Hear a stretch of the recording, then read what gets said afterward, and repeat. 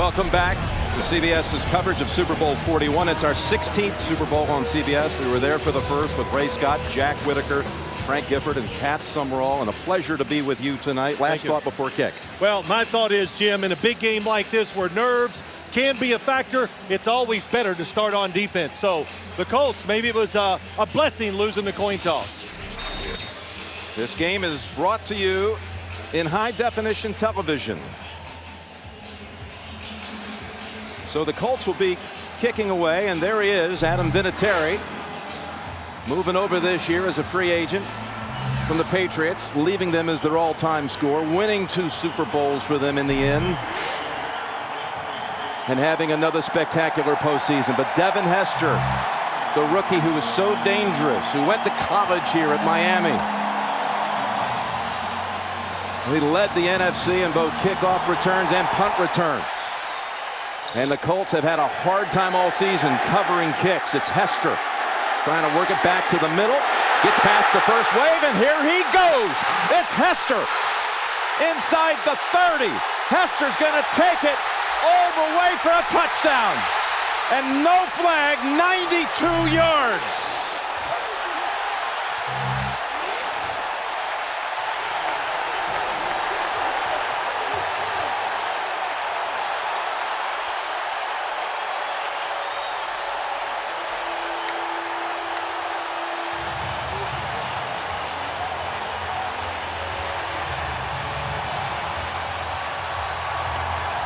He returned 6 kicks this year for touchdowns, 3 punt returns, 2 kick returns, even a missed field goal return. And Indianapolis had grappled for the last 2 weeks of how to handle him, and they kicked right to him at 14 seconds into it. It's 7-0 as Robbie Gould hits the point after. Can you believe it? Jim, they talked about, we were with the Colts on Thursday, directional kick. Outside the numbers, they've got him. But what happens when you're so worried about Devin Hester?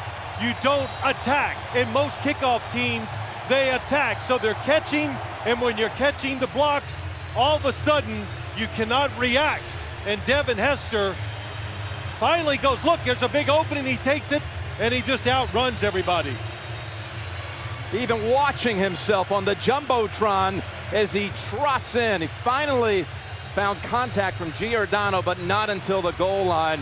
And Rex Grossman, you are spotted a 7-point lead. You know, Jim, you talk about the kickoff. It was outside the numbers. Lovie Smith, they've seen it so often this year. We've seen Devin Hester drop many kicks. Vinatieri had one last failed attempt at the 40, but Hester runs it back.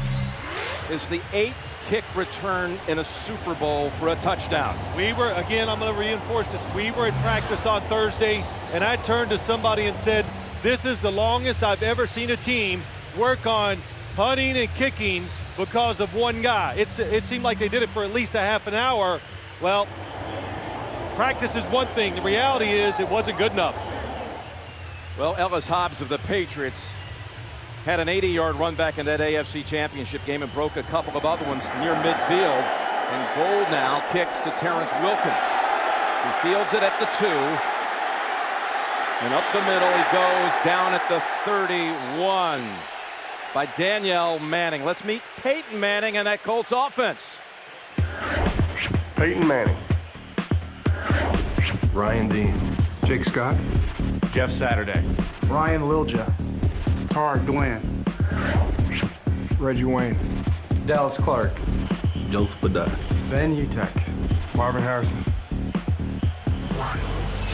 Well, Peyton Manning, you found yourself down 18 in that AFC title game and down a quick 7 just seconds into this. He's got the rookie running back Joseph Addai behind him. And a fake to Addai, the pass. Tillman almost intercepted. That was Urlacher who got a hand on it. And let's meet the Bears defense. Alex Brown. Ian Scott. Tank Johnson. Adewale Ogunleye. Lance Briggs. Brian Urlacher. Hunter Hillenmeyers. Nate Vasher. Chris Harris. Danielle Manning. Charles Tillman. Well, it's 2nd down and 10 after we've just witnessed the first touchdown ever on an opening kickoff of a Super Bowl. And they're going to run it on 2nd down with Addai, and he picks up the first with 14 yards out to the 44. Phil, how about your spotlight on the Colts?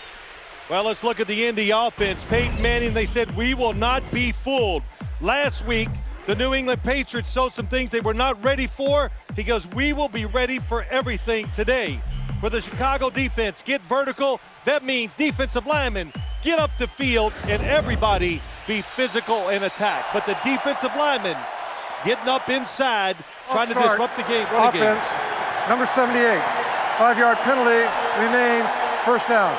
Tony Carini's first Super Bowl, and that infraction against Indianapolis. Looks like Tar Glenn, number 78. And, you know, Jim, we talked about it.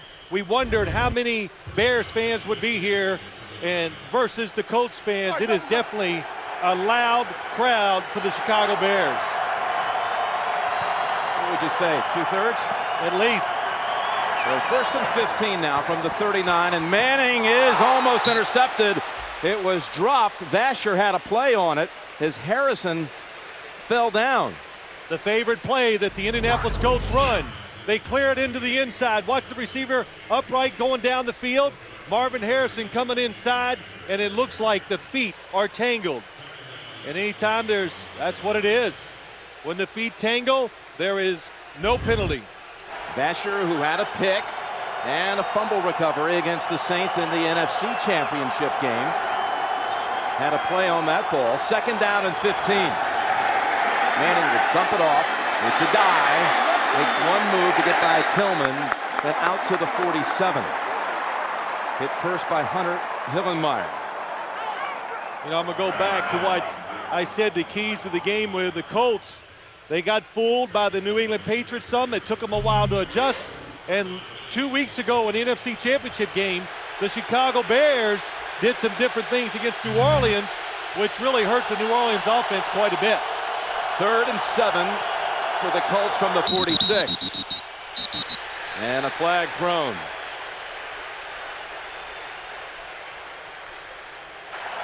False start, offense, number 73. 5-yard penalty, remains 3rd down. This one's on Jake Scott, so the Colts certainly jittery here at the beginning, giving up the opening kick touchdown, and now 2 false starts. Yeah, it's to be expected, Jim. You are in the Super Bowl, so there's nerves, but also the strength of this. One of the strengths of the Chicago Bears is the defensive line, so you're a little nervous until you get a feel for how good they are physically. And what did Peyton tell us on Thursday? We got to stay out of 3rd and 12. That's the exact scenario he mentioned. Pump fake going down the sideline, and he is intercepted. The pick by Chris Harris, who spins away from Wayne, and then Moorhead drags him down at the 35. So they very nearly picked him twice. Urlacher got a hand on the ball. Vasher had a play. And now this one is indeed landing in the arms of a Bear. Chris Harris. Intended for Harrison. Chicago takes over, leading 7-zip. Here's Chris Harris deep. Marvin Harrison's going to go along the sideline. Receiver here, but watch the back out of the backfield. Chris Harris does an excellent job of staying deep. He reacts to the throw. You saw the fullback wide open in the flat. And Peyton told us we're not going to go for that long ball in 3rd and 12 type scenarios. We'll dump it short and try to go underneath and make our guys earn it 1st down. So the first snap for Grossman and that Bears offense, they complete a pass to Bernard Berrien for 7 yards. And let's meet the Chicago offense. Rex Grossman. Fred Miller. Roberto Garza. Olin Kreutz. Ruben Brown. John Tate. Hussein Muhammad. Thomas Jones.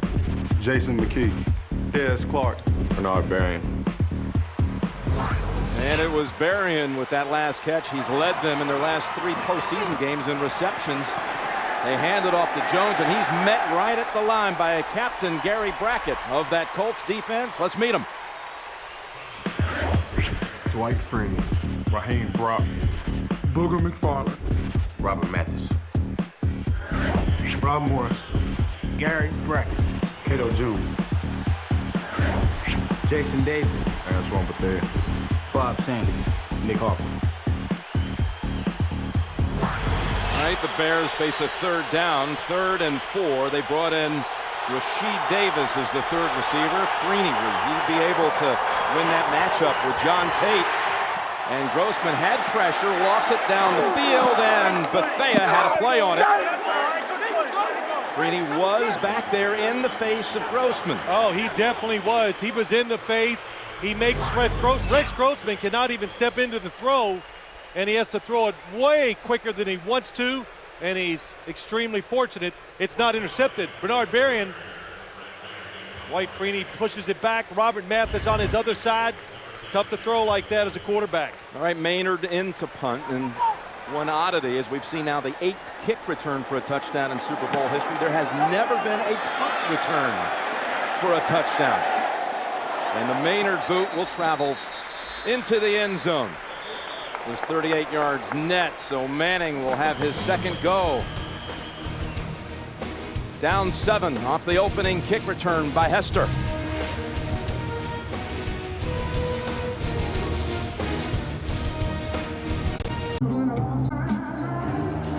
Welcome back, and you can take CBS Sportsline with you wherever you go. It's free. Access live scores, breaking news, even manage your fantasy team. Text SCORE to 99888 for more information. Click on mobile at CBS Sports.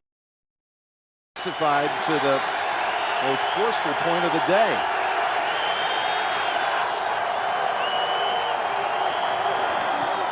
And we open up with a run on this series. Addai again picks up good yardage.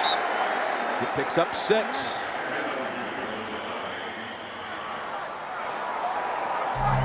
Well, Jim, we talked about it. Peyton Manning, 7 interceptions. We didn't say that, but he would be ready for anything the Chicago Bears were going to show him. And right now, the Bears playing safe. The safeties are back 25 yards at the snap of the ball. We call it 2nd and a short 4. By the way, that thumb injured in the late going against the Patriots. Manning convincing us is not a factor at all during the week as Addai tries to push his way forward for a hard-earned yard. Brian Urlacher backs him up. It'll be about 3rd and 2 coming up. Well, let's just take a look. Look how deep both safeties are to the line of scrimmage. That's about 17 yards, and when the ball is snapped, they go backwards from there, because the one thing you do not want to do against the Colts is give up that big pass play. Well, any team, but especially the Colts.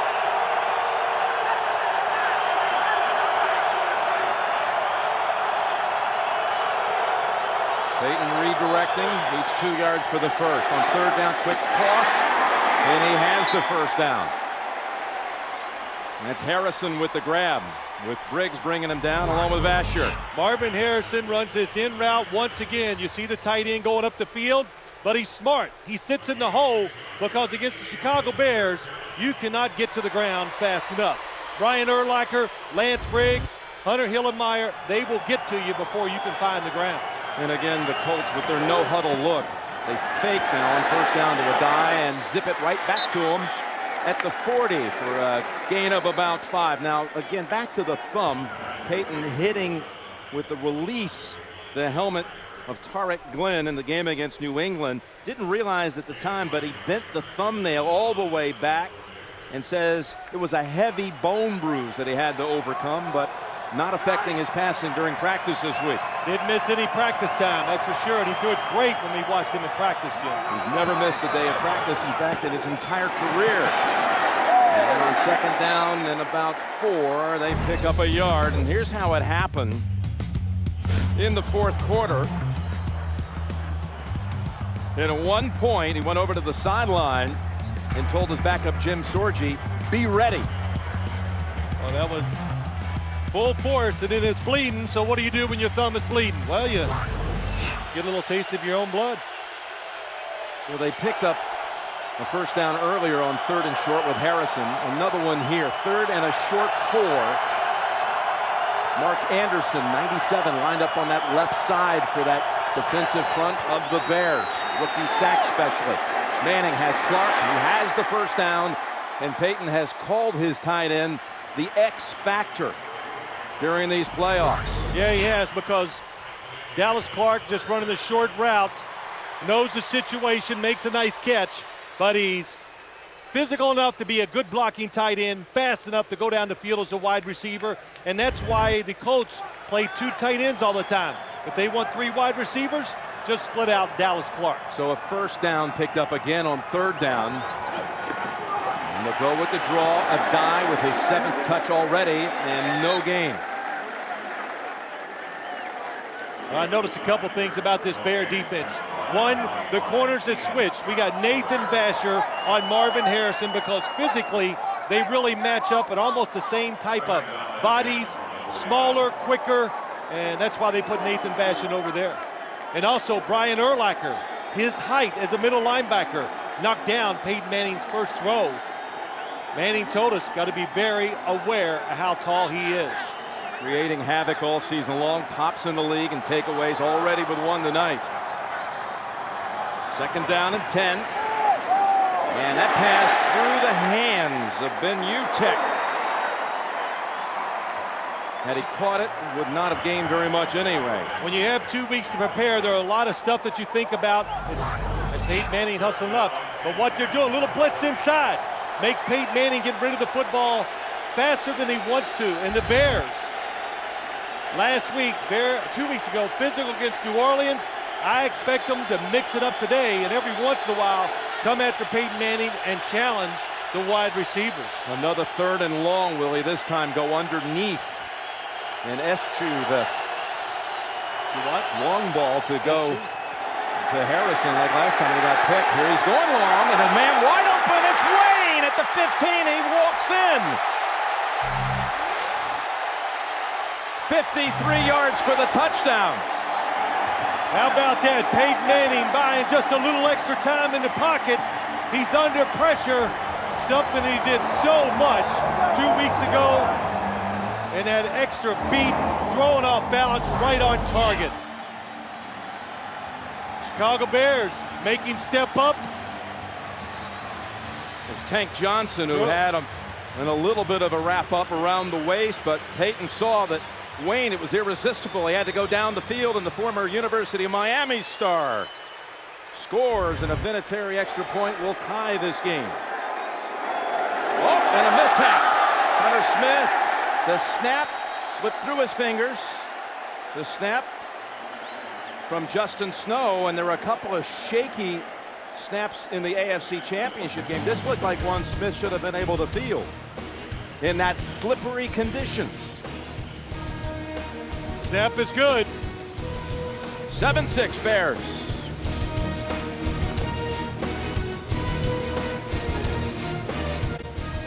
Prince is the Pepsi Super Bowl 41 halftime show. Millions will watch, 1 fan will win, and to find out more, go to superbowl.com/Pepsi. Now, what will the Colts do with Devin Hester standing back there, already having returned the opening kick for a score?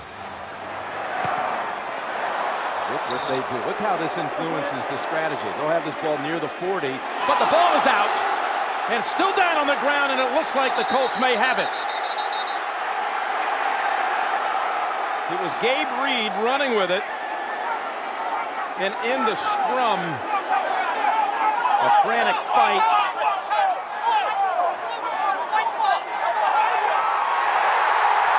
And it's Hagler of the Colts who has it.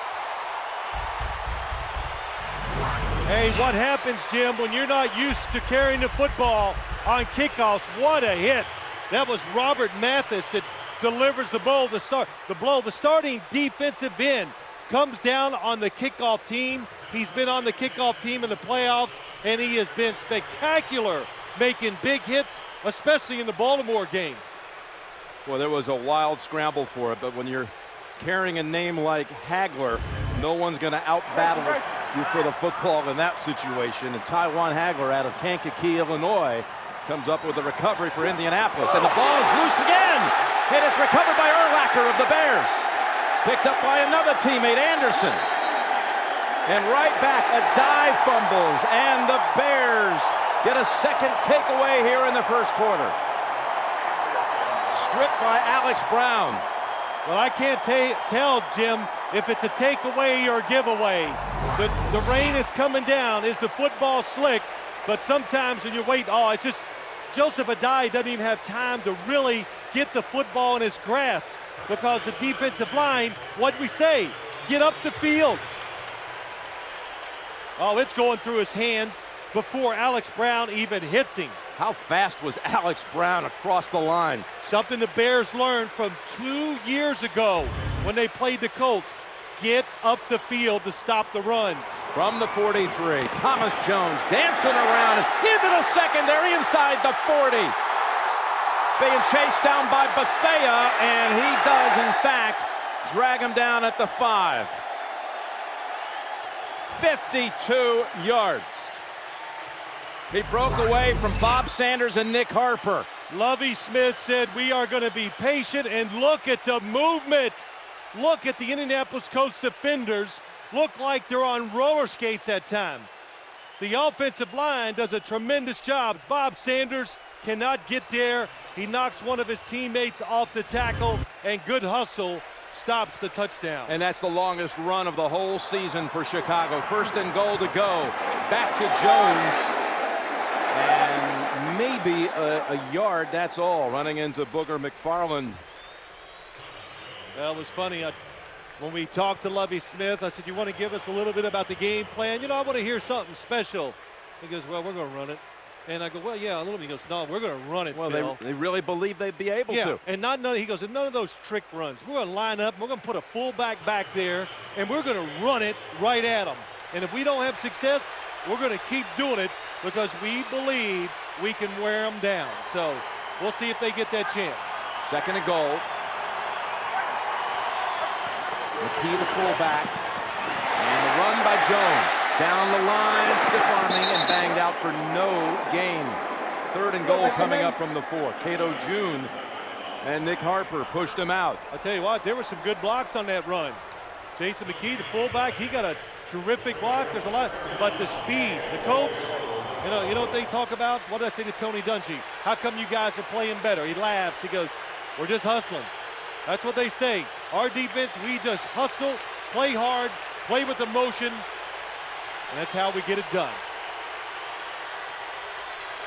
3 wideouts in, plus the tight end Clark. Third and goal. Grossman in the pocket, fires, and the ball is caught by Muhammad for the touchdown.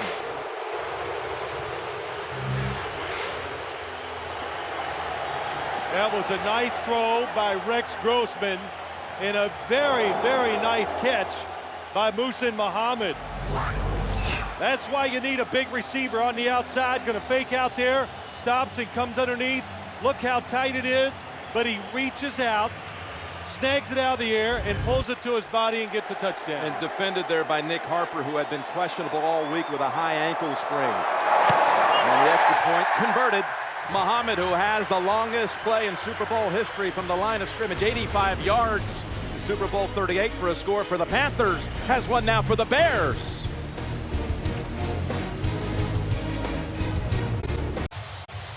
We welcome you back, and some of the coverage provided by Budweiser. How about this? There had not been a first quarter touchdown in the last 5 Super Bowls, but breaking out of it tonight, 2 by the Bears. In fact, the NFC had not scored an opening quarter touchdown in the last 8 Super Bowl games. And I said the rain would not be a factor in the game. All we've had so far I just thought it might just drizzle. It's raining. 2 fumbles and the mishap on the PAT for the Colts.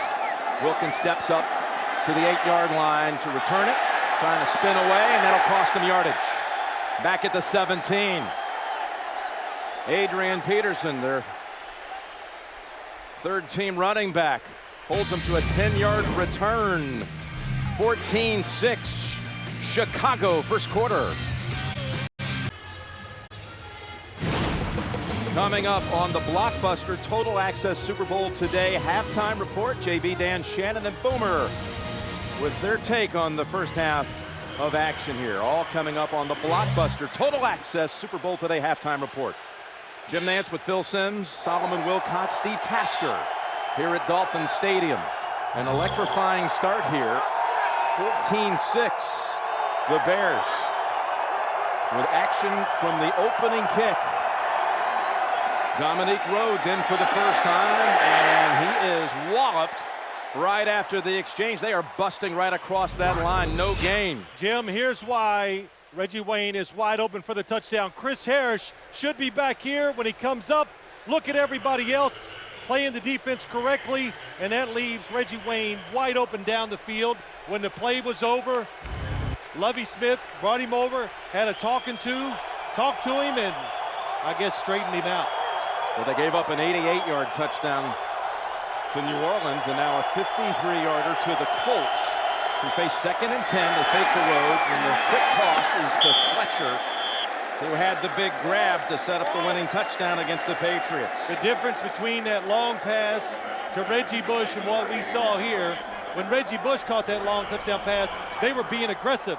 This defense you saw Reggie Wayne catch the touchdown against was very conservative, built not to give up the big play. Ricky Manning has come in as an extra defensive back, so Peyton looks across the way and sees 2 Mannings, Danielle and Ricky. Used to pitching the ball around the backyard down in New Orleans with 2 other Mannings, Cooper and Eli. And this ball right through the hands on 3rd and 7 to Moorhead. And that was Danielle Manning who came up on the coverage. We talked about it, the Bears not being afraid. Look at the guys up in there, and they force Peyton Manning to get rid of the football. It comes out a little crooked, and the rain is absolutely having a little effect on the throws as you watch him go through the air. And there he is, Devin Hester. His first chance to handle a punt return tonight. When you directional kick, Jim, a lot of times you kick it really bad. Hunter Smith. Punt travels to the 31. Little stutter step move by Hester, and he avoids 2 hits before being banged out by Rocky Boyman.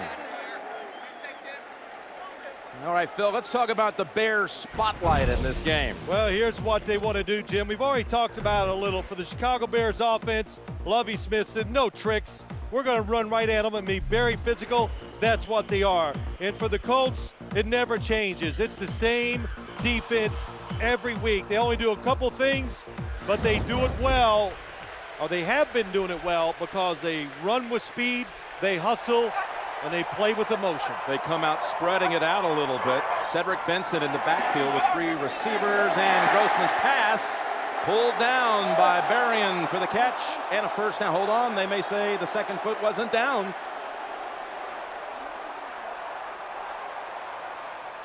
Lovie Smith willing to offer his opinion.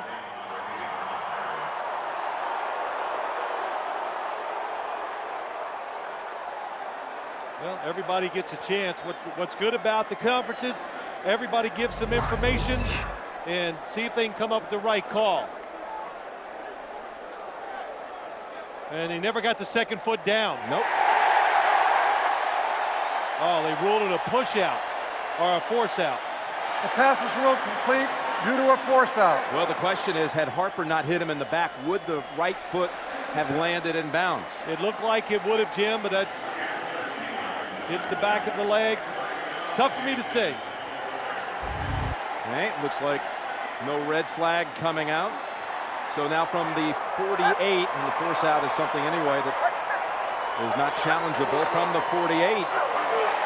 That's Cedric Benson, and the ball pops out, and Freeney is right there, and the Colts, do they have a second recovery of the quarter? Yes, they do.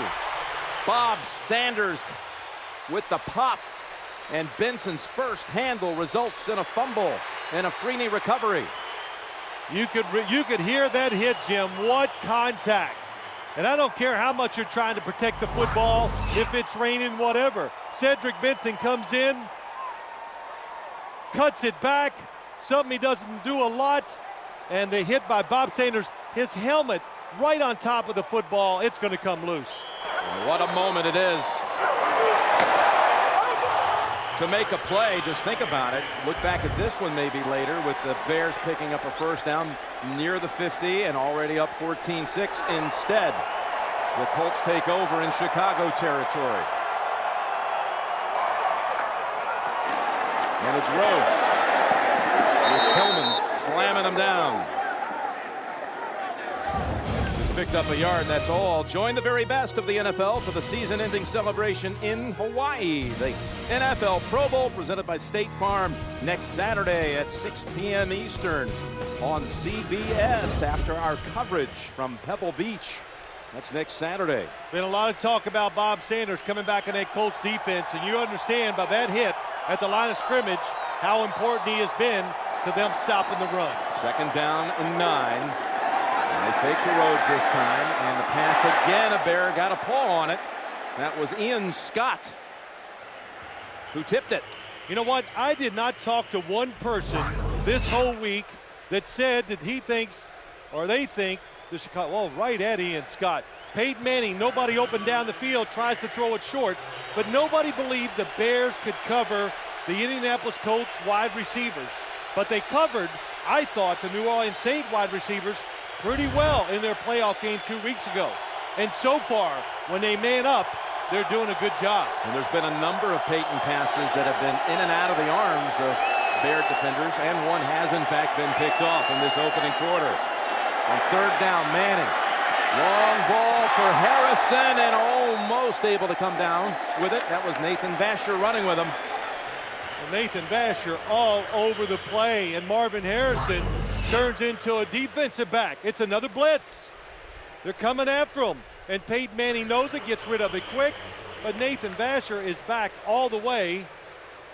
Look at this. Marvin had a fingertip grab for just a second, and then Vasher cut the arms away. Wide receivers play the football very well in the air. That's what Marvin Harrison did.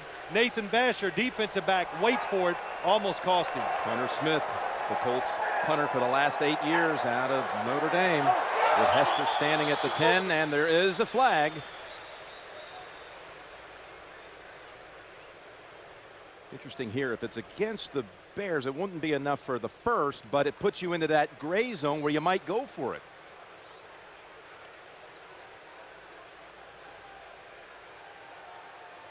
Well, let me see if they're in that gray zone before I make a comment. Neutral zone infraction.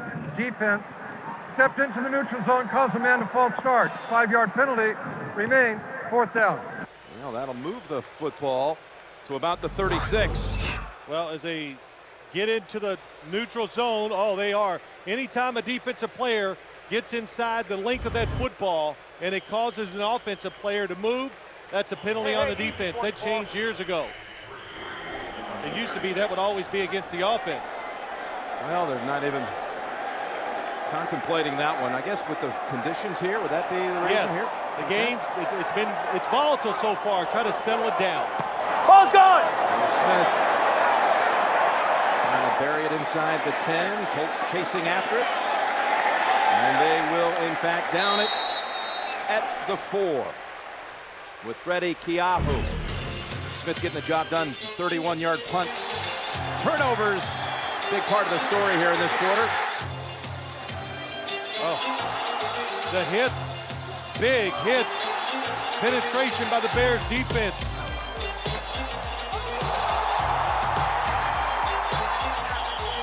There's been so many turnovers that got me, I got a good sweat going on out there. 4 in all, 2 for each side.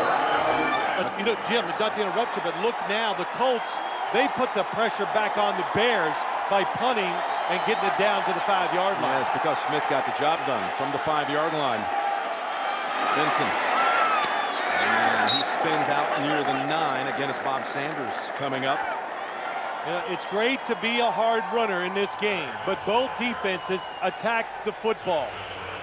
So when you break a tackle, you think, oh, that's good stuff. And all of a sudden, you think you're going to have some room. 2 other defenders hit you. That's why you fumble sometimes. Benson's not the only Bear down. There is John Tate, again matched up against Freeney. Oh, my gosh. You worry about your starters against Dwight Freeney. You sure don't want to face him with a backup. They've already brought in John St. Clair. Tate's backup at left tackle. But Tate, go right back to that huddle, and St. Clair will retreat to the sideline. How about Benson? Ran into one of his own teammates. In fact, he ran into Tate, rolled over him.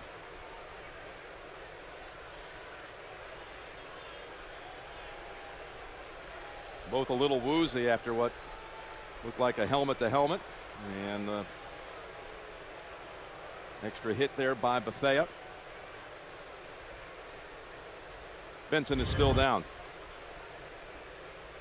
You know, I've said to many people, and it's kind of hard. The Indianapolis Colts, their defense for so long was awful. It was just awful.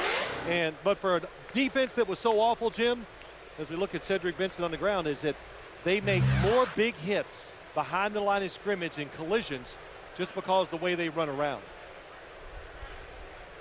Well, you look at Benson, and Phil, you've certainly known this young man for a long time. He was the 4th overall selection a couple years ago in the draft for the Bears, and he certainly has come on later in the year. And that 4th pick overall, remarkably in the Bears history, Gale Sayers was the 4th pick of a first round. Walter Payton was the 4th overall selection, and Benson, supposed to be the next great Chicago running back, was in that slot when they took him. Well, he's really complimented Thomas Jones very well this year. Looks like he's going to be okay. But they've made a very good duo, which we see a lot of teams do around the league, Jim. We almost have to have that now. The Colts have it with Addai and Rhodes. Benson by the month, and you can see starring in the late going. Well, a little beat up during the preseason, and Thomas Jones was off to such a terrific start. It's hard to get carries when the guy in front of you is ripping it up.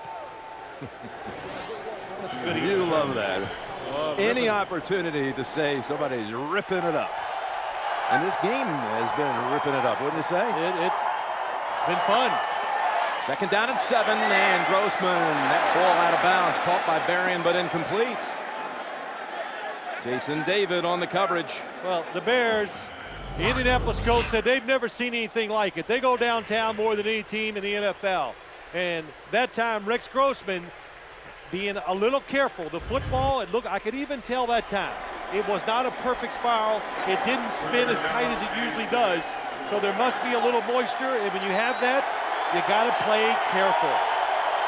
3rd and 7 for the 26-year-old first-year starter out of Bloomington, Indiana, and they try to run it to get it, and they fail to do so. Thomas Jones held to only 3 yards. Well, we saw 2 weeks ago the New England Patriots 3rd and long. You don't do it just because you're afraid of their pass rush. You do it because you think you can get first downs. Because the Indianapolis Colts love to go up the field. Sometimes they leave the middle wide open, and you can pick up an easy first down running it. So Brad Maynard just a yard into the end zone with Wilkins back at his own 42. It's a short kick.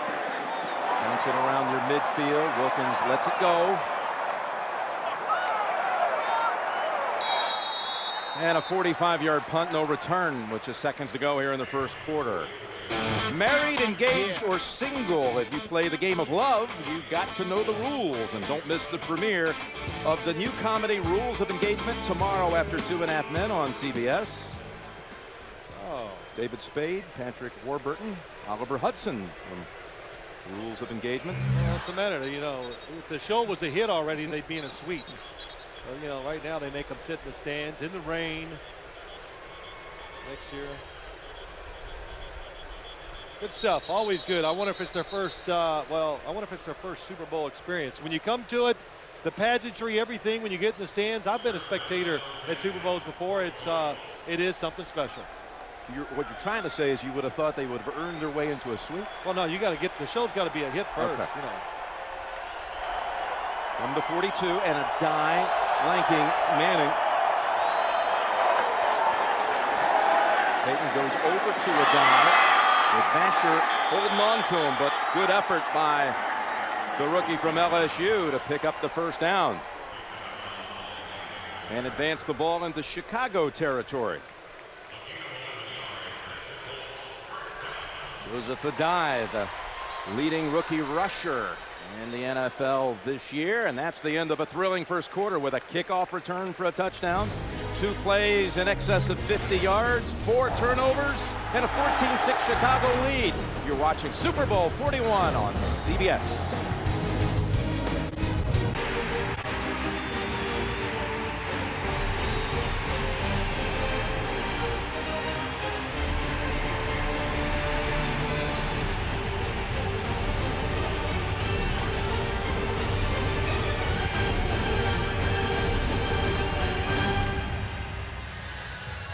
We are back for the second quarter. Jim Nance with Phil Simms, and can it possibly match the level of excitement we just had in the first, with the first ever kickoff return to open a Super Bowl for a touchdown, 4 turnovers in the wet conditions, most ever.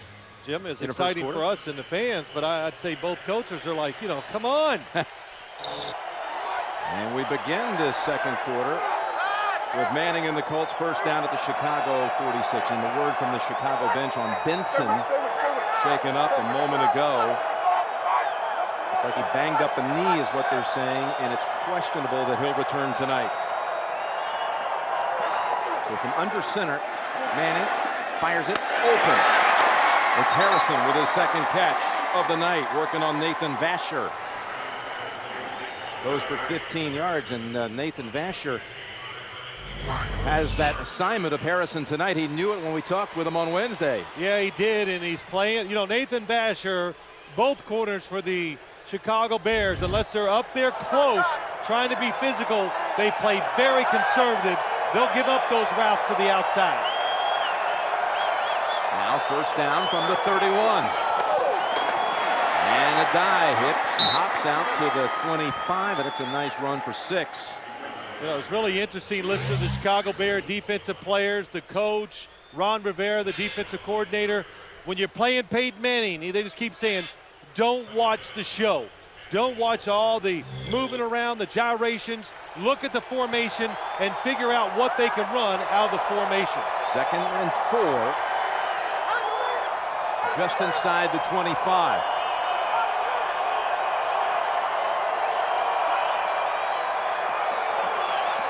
Like the Bears may have jumped early, but no flag. Addai has the first, galloping down to the 16. Boy, some anticipation. I believe it was Alex Brown who timed it just right, but Addai able to sprint ahead for the first. Well, he really did, Jim. And you talk about this Colts offense. Watch the left side. Mark Anderson. Yeah, and it gets pushed up to the outside, and he opens up a running hole. The Indianapolis Colts, maybe in years past, they were a finesse team. They threw it. Now they can just line up, and they can say, we're going to run it right at you. Can you stop us? So the Colts are moving. First down at the 16. Brian Urlacher throwing his arms up that time when Peyton Manning checked. Ran it to the short side, and there's nothing there. Addai suffers a loss on this one. Bounced out by Briggs. But what a season it's been for Joseph Addai, who scored the winner in the AFC title game to bring the Colts here. Averaged almost 5 yards a carry.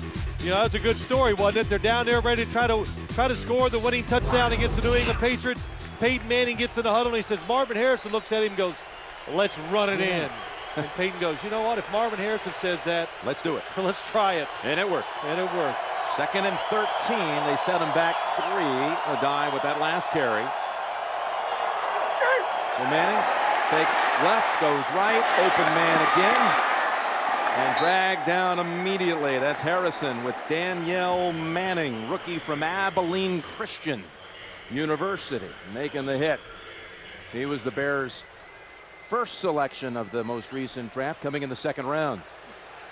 Well, he gives the Bears speed at safety. And when you play a defense where you have both safeties back a lot, you got to be able to run to make it effective, and they can. And Marvin Harrison now moving over to the other side, the slot receiver. Very seldom does he move from the right side of the offense. And Ricky Manning Jr. is coaching a little bit. Looked like he was going to go over there and guard Harrison. Well, looks like the blitz. He is. On 3rd down and 9, they go underneath, and Addai is stopped short by Briggs. And out comes Adam Vinatieri, who has not missed in the postseason. Tell you what I like about this Bears defense, Jim. They're big, they're fast, they're athletic, but right now they are not sitting back. They're taking some chances. They're trying to force the issue. They did then, and they didn't give Peyton Manning time to throw it down the field and pick up the first down. Vinatieri 11 for 11 in this postseason. By the way, that point after botched earlier does not go against Vinatieri as a missed point after. It's officially in the books as a missed 2-point try. But let's watch now. Snow to Hunter Smith, and the kick is good from 29. Hunter Smith put a glove on. That helped him with the slick football. 14-9, Chicago, early second quarter.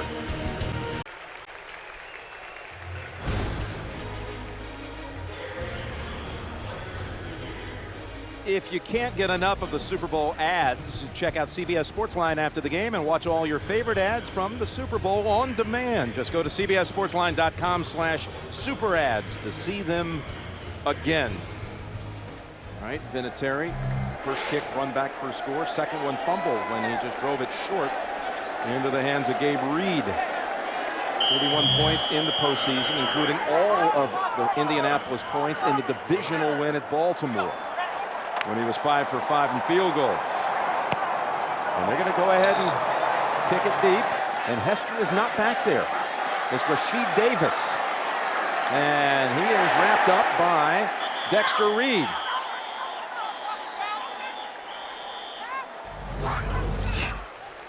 So Manning coming off the field with Tom Moore. And Marvin Harrison talking to Jim Sorgi as they came up short with that pass across the middle, trying to pick up the first. There's no question he's mad about the play selection. It didn't give him enough opportunity, or there wasn't enough options there for him to go down the field if he wanted. Interesting, the Bears did not have Hester deep, and he's on the sideline and appears to be just fine. And there is Jones scooting ahead to the 4. Actually, Hester was on, if I didn't clarify that, on that kick return, but up around the 30-yard line. They were expecting Vinatieri to go ahead and maybe a squib kick. So they sent Davis back deep.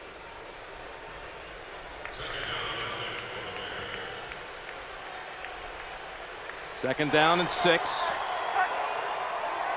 Rain continues to fall. It's been steady throughout. And that's Jones in a good hit early. And Morris, no gain. Well, the story, we've heard so much about it the last 2 weeks, about these two great men, Lovie Smith, Tony Dungy. And February is Black History Month, celebration, and a tradition that goes back some 80 years in this country, back to 1926. And people have written scholarly works and talked about it, but tonight, we're living it. We're living it by example. As Grossman looks for help. And Davis wrapped up by Bob Sanders after a gain of 2. But the story again about these two coaches, they go back to the days of Tony Dungy at Tampa, when he gave Lovie Smith his start in the NFL as an assistant. Grossman hopping around, picking up Davis at the last moment.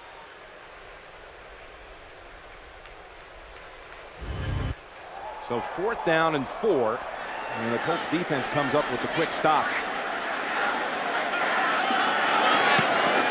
Gainer never got a hold of this one. Well, he shanked it, trying to kick it left and kick it right down the middle. And Wilkins trying to secure the ball. He wrapped it up with 2 arms at one point. Manley, the long snapper, comes up to make the tackle. 42-yard punt, 11-yard return. Manning comes out, down 14-9.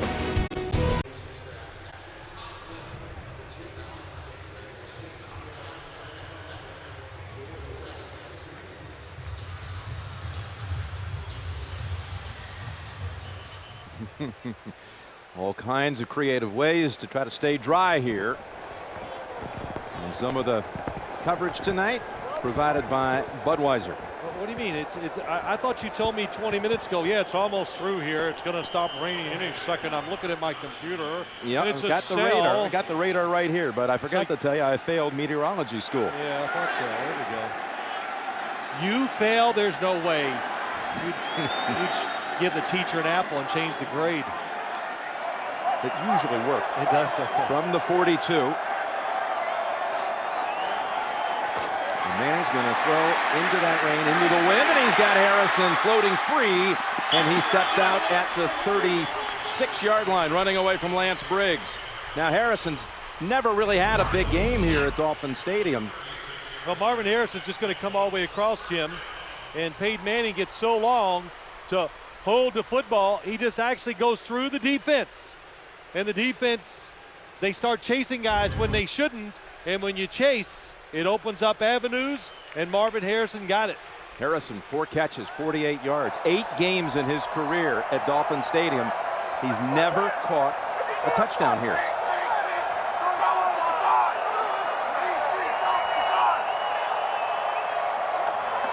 So on first down, Manning with the footwork. Gets free, throws across the way, and Clark comes back to get it. Inside the 20 and thrown down by Daniel Manning. Another 17 yards. Well, we talked about it in the opening a little, Jim. Peyton Manning, his footwork in the pocket this year has been much better. Throwing on a run has been exceptional. And that time, going to his right. Oh, no, you can't throw back across the field. Who said that? They're wrong. You can, especially when you're good at it. From the 19 with Rhodes. Spinning down to the 16-yard line. And we talked about this. You know, I've said it, and I've been on this little, you know, I get issues, and I just have to keep voicing them all the time, don't I? But Peyton Manning throwing on the run, he's done it well all year. We asked Tony Dungy a couple weeks ago, and that was one of his projects during the offseason. With Jim Caldwell, the quarterback's coach, he wanted to get better at it. Well, that's how you do it. You work at it. It's better to get issues than to have issues. Okay? So you're on the right track. From the 16, second down and 7. Manning across the middle, and that is Clark. And Urlacher pushes him back near the 10-yard line. They'll spot it 3rd and 1 coming up. Yeah, that play illustrates the Colts want to put pressure on Brian Urlacher, a guy behind and a guy in front, and make him make a decision. They're going to run for it. And that's Rhodes with the second effort. He's going to have it. Boy, it looked like at first Nathan Vasher would stop him short. Well, one of the MVPs of the Super Bowl of the playoffs for the Indianapolis Colts, and they admit it. The coach, Peyton Manning, one of them is Dominic Rhodes, running so hard. The other, Dallas Clark. Really tough 2-yard run by Rhodes that time. Big effort sets up 1st and goal from the 8, and they go right back to Rhodes, and he's down to the 1-yard line. Higglemeyer saved a touchdown. Almost looked like the play that they ran to win the game against the New England Patriots to the championship. Right up the middle, Jeff Saturday. What a block. Opens up the hole. This drive that looked like they have the Bears defenders on their heels. 2nd and goal from the 1. Trying to squirt through, and again driving in for the touchdown. It's Dominic Rhodes.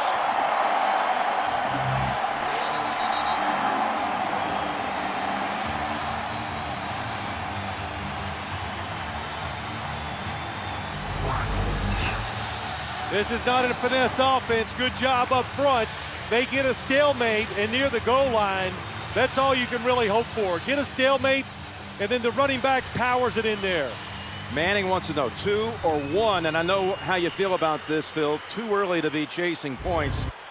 Trying to make up for the botched earlier point after, and Dungy's just going to go for the 1. Yeah, good call. Touchdown. If you miss the 2-point conversion, you'd only be up 8. And the extra point makes it 16-14. Colts have their first lead of Super Bowl 41. Well, that scoring drive covering 58 yards in 7 plays, and the Colts have now scored in every quarter in the postseason. All 14 quarters, and it's Rhodes. He made the big play to pick up the first inside of the 10 and rewarded with the touchdown carry. One of 3 players in this game with Abilene, Texas connections. Daniel Manning, Justin Snow, and an Abilene man in the booth. Lance Barrow producing, Mike Arnold directing for us tonight. And there's the short kick. Again, keeping it out of the hands of Hester, and it's Adrian Peterson. That's a good starting point, though, for the Bears. At about the 37-yard line, trailing 16-14.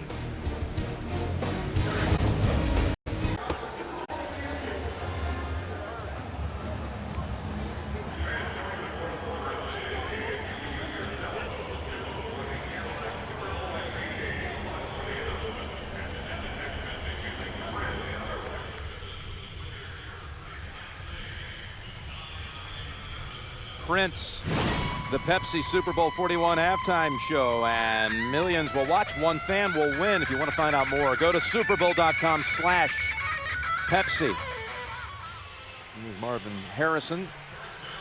Come up with 4 catches, including that first play of the last series that really got the engines revved up, and the Colts have taken the lead. Grossman coming out, throwing. Safety valve is Jones. David misses him first, but the second hit by Rob Morris out of BYU brings him down. A gain of 3. Well, Rex Grossman, I think he's off to a pretty good start in this game.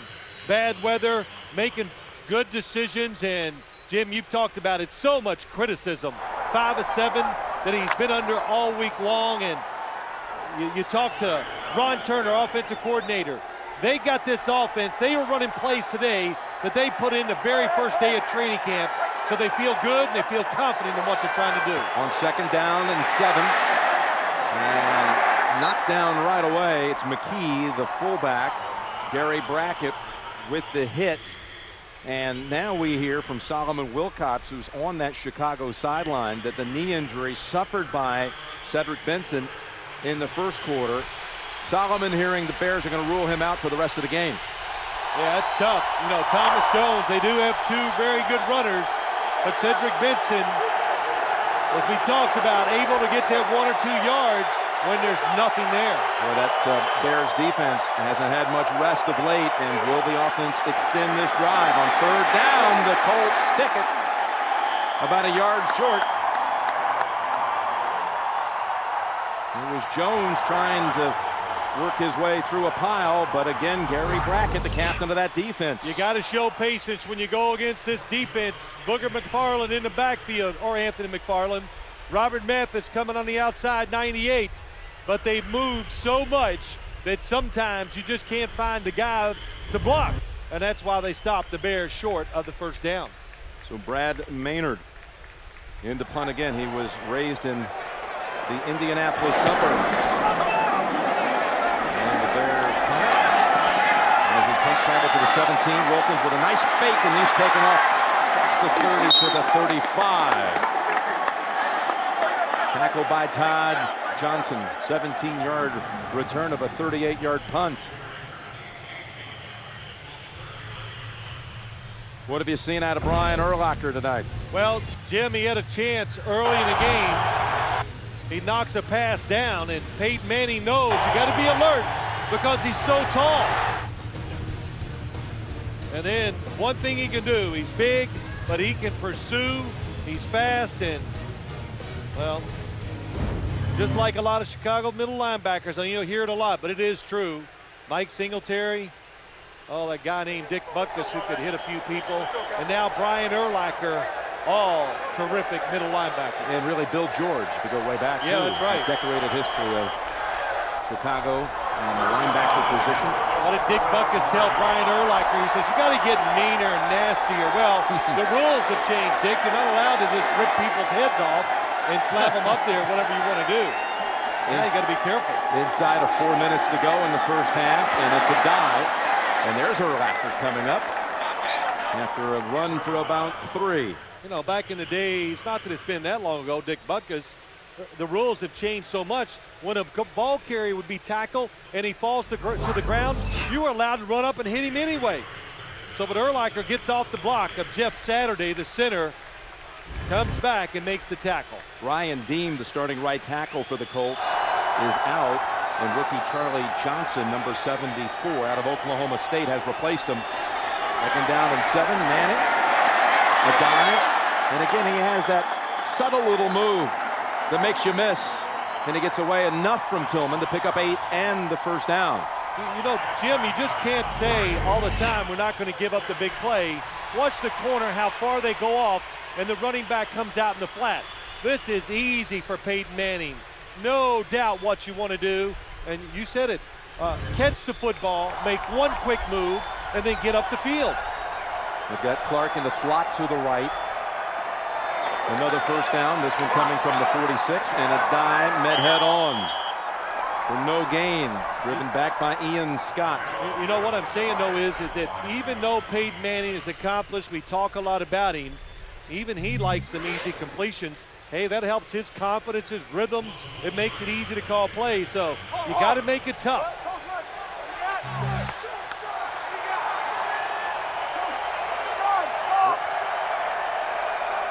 The second down and 10 right here.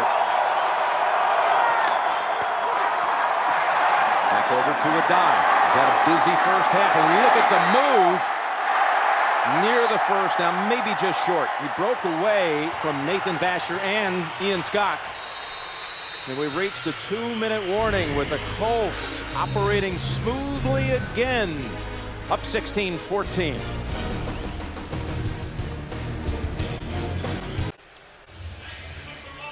We are back. The Colts have 3rd and about a foot coming up. Jim Nantz along with Phil Simms, and it sure feels like Peyton has started to adjust, find his rhythm, figuring out the Chicago defense. Well, I don't know if I can feel it, but I can see it, and it's definitely happening on the field. And if you're going to play the way the Chicago Bears are trying to play right now, you better be tackling better than I've seen in the last 2 drives.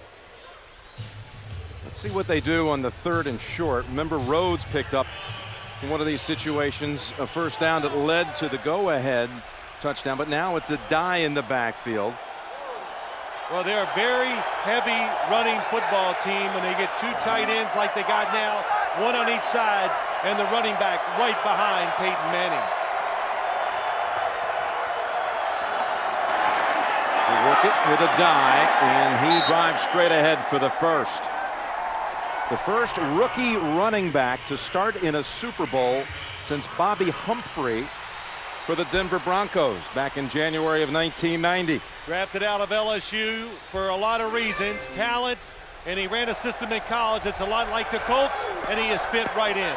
Manning's pass low, but fielded by Reggie Wayne. They say incomplete.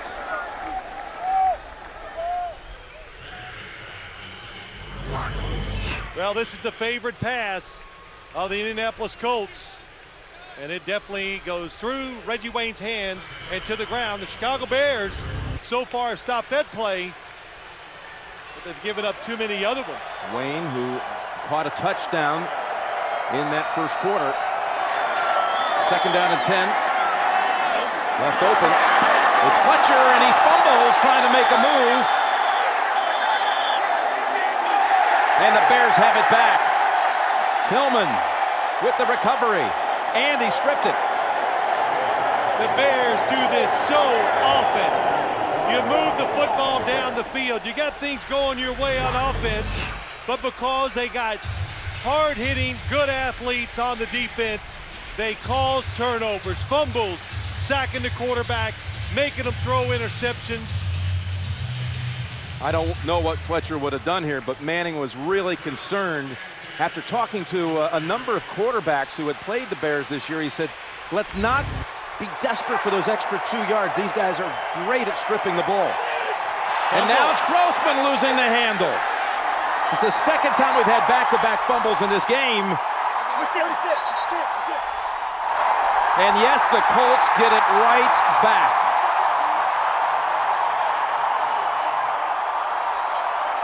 Fletcher off the hook. Raheem Brock with the recovery. Let's watch and see if we can tell why there's a fumble. It really goes between Rex Grossman's hands. I can't tell at the football by Olin Kreutz. Did he come straight up? It's a good snap. Rex Grossman just mishandles it. Indianapolis now has it at the 35 of Chicago as Robert Mathis emphasizes the change of possession. And Rhodes returns to the lineup. Rhodes, wide open space. And has a first down, running right behind Jake Scott. The Colts, who love to run what I call that stretch play, where they go wide and it takes a long time, not doing that here today, running right at this Bears defensive front, and they are winning the battle. And again, Charlie Johnson is in at right tackle, the rookie in for Ryan Deem, and that pass over the head of Marvin Harrison. Yeah, that was a good decision by Peyton Manning. They were trying to do a little fake and go deep. The defense was ready, So Peyton Manning just throws it away. And all 3 timeouts. 49 seconds to go in the half. How huge was that drive last week before the end of the half, 2 weeks ago that is, against New England. And for the first time they were able to dust off the cobwebs down 21-3 and set up things for that storybook second half. They ended up only in a field goal, but that was the first time they had any pulse. And now Manning flips it. The move made by Rhodes, he was then pummeled by Danielle Manning. And they'll utilize the timeout here. They still have 2 remaining. 3rd and 2 coming up for Manning and the Colts. Coming up, the blockbuster Total Access Super Bowl Today halftime report. JB, Dan, Shannon, and Boomer. We'll look back at the first half. Coming up on the blockbuster Total Access Super Bowl Today halftime report. Another 3rd and short situation.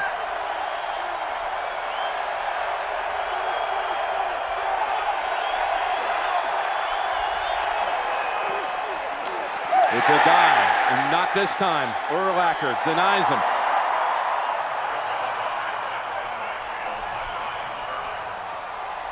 I think the Colts will let the play clock run, and then they'll send in the field goal team. What a tackle by Brian Urlacher. Lovie Smith said, hey, come on, you know what this game's going to come down to? How our stars play against their stars. And that time, Brian Urlacher, definitely a star, made a big play. Well, let's see if Vinatieri is good again. He can put him up to Unitas on the leaderboard, give him 19. It'll be a 36-yard attempt, but a timeout first. They forgot to call timeout. They almost blew it. Got it in time. Yeah, a little bit of weather doesn't bother Adam Vinatieri. Kick in the snow, will he kick in the rain here again? Timeout called by Dungy. Yeah, Jim, nobody was going to call it. I guess whoever was supposed to as a player forgot to, and Tony Dungy, very alert, calls the timeout. And a timeout called by the Bears now.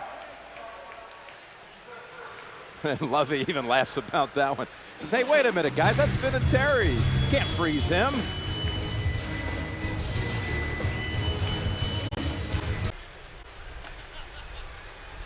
And there you see the holder with the gloves, Hunter Smith. And again, Vinatieri, 36 yards to close out the half. That perfect hold, perfect kick is not perfect. It is wide of the mark. That is definitely a little emotional lift for the Chicago Bears. It's a good snap. The hold is perfect, but it's left all the way. You might remember down in Houston when he hit the game winner back in Super Bowl 38. He missed a couple of kicks earlier in that game. Yes, he did. Before hitting the winning 41-yarder. He had been 12 for 12 in the postseason before that one. Well, the Chicago Bears are going to need this extra time that you get in a Super Bowl at halftime, Jim. They are a tired football team, especially on defense. That's the end of the first half with the score. Indianapolis 16, Chicago 14. We'll be back with the Super Bowl 41 halftime show after this message and a word from your local station. You're watching Super Bowl 41 on CBS, America's most watched network.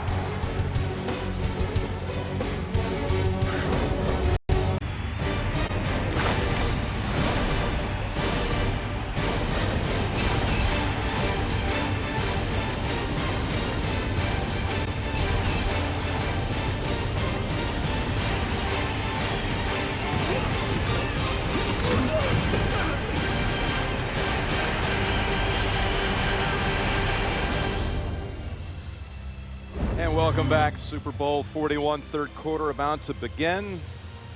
16-14 Indianapolis lead. The Colts scored the last 10 points of that first half. In fact, the Bears, after they threw that touchdown to Muhsin Muhammad, they managed not even a single first down the last 18 minutes of that first half. Well, if I asked you the question, who was supposed to be the more physical team starting the Super Bowl? It's Chicago Bears. Sure. And they've lost that battle on both sides of the ball. So they got to reestablish it. That's what they have to do. It's not about picking up third downs, anything special. It's about being more physical. In that first half, Peyton Manning threw for nearly 200 yards.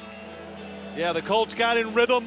Peyton Manning, when an offense gets in rhythm, of course the quarterback's going to have success. All right, let's find out what the word was from the locker room. Steve Tasker, you're up first. Thanks, Jim. I spoke to Tony Dungy. He said the two starters that went down in the first half, Nick Harper and Ryan Deem, are both doubtful to come back in the second half. And he said this: the crucial thing for the Colts is the first 5 minutes of this quarter. If they can drive down and score, they've got this game under control. Now we're going to go to the Bears sidelines and Solomon Wilcots. Well, Steve, at halftime, Lovie Smith told me that he was not happy that his defense was on the field way too long in the first half. 46 plays for nearly 20 minutes. Felt they would need the extended halftime here at the Super Bowl to get his defense rested up for the second half. Now let's go back upstairs to Jim and Phil. All right, Solomon, CBS Sports presenting Super Bowl 41 in high-definition television. Solomon mentioning the 46 plays run by the Colts, only 19 plays run by the Chicago offense. 5 fumbles in one half. Not only that, Jim, all of them lost. You look at 5 fumbles, a kickoff return, and a lot of stats there you do not usually see in Super Bowls. And the Colts get the football to begin the second half. It's a short boot, and Wilkins comes up to the 11 to take it. And he gets past a number of Bears and a nice nifty return near the 38, 26-yard run back. And after Peyton got picked off on his first series, certainly settling down. Checking out the scoring summary. Devin Hester, 92 yards. First opening kick return for a touchdown, Super Bowl history. Reggie Wayne, 53 yards from Manning. Muhammad becomes the 3rd player in Super Bowl history to score touchdowns with 2 different teams. And Rhodes takes it across for the lead. Well, they'll begin the second half from the 38. And they'll fake to Addai and come right back over to him. They've tried this a number of times, and that picks up 5 yards. Vasher on the hit. Peyton Manning, like you said, Jim, he's in the flow of the game. The numbers, outstanding. And because he throws so much, even though he threw an early interception, a little shaky, when you've got this Colts offense, you get many chances to get back in rhythm and get it going. 2nd and 5. You know, he's like Michael Jordan. You miss your first 5 shots, don't worry about it. Just keep shooting. And Addai takes it around the right side. He has a first down. And he's into the Bears side. You know, Bears territory, 8-yard run. I'm going to talk about Rex Grossman's son when he gets on the field, but you talk about, well, the Chicago, they got to do better on 3rd down. Well, how about the defense doing a little better on 3rd down? You know, they can do their part, get off the field, and give it back to your offense. Addai in this game, you see 46 yards rushing, 99 total yards. Addai, a big target tonight for Manning. Out of the backfield, little dump passes. Able to run for that last one. Here he is again. Coming up is Vasher as Addai stumbles for only a yard. And Nathan Vasher had a message he wanted us to pass along tonight. Right. When we were back in Chicago in October, I noticed in the papers he was a Q&A with Vasher in the Chicago Trib, and he said if he could meet any one person in the world he would like to meet, it would be Oprah Winfrey. That's right. And then was asked, what would you say to her if you met her? He said, would you marry me? So I asked him, are you serious about this? In our meeting this week, he says, yes, please pass it along. So there you go. Manning falls, and Clark picks up a yard.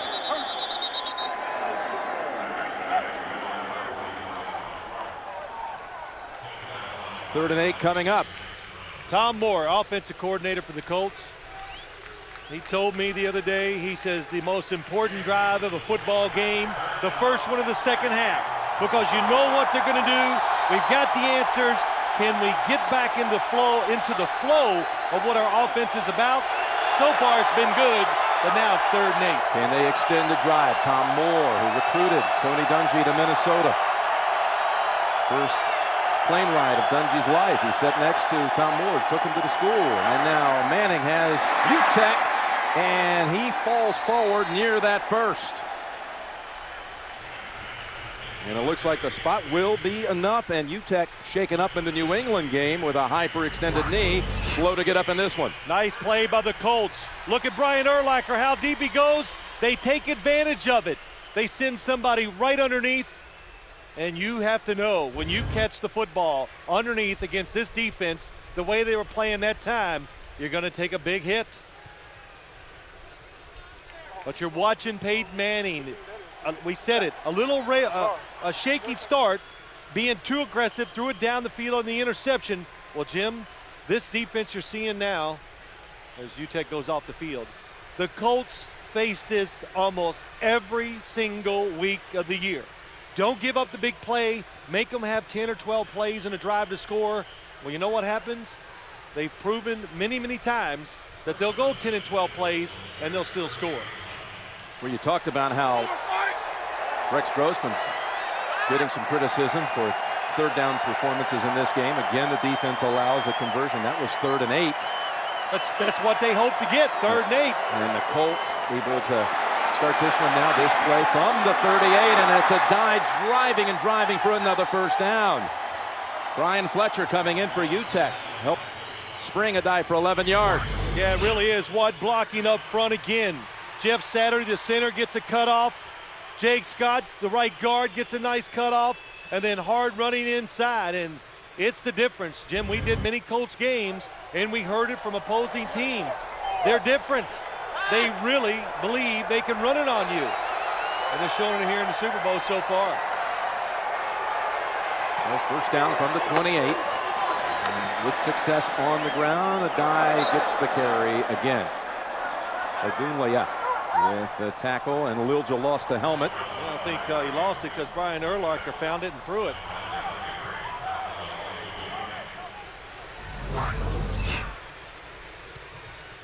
That ball, and they're trying to strip it. In fact, Oh, it came did. down. Look at the effort, though, by Addai to recover.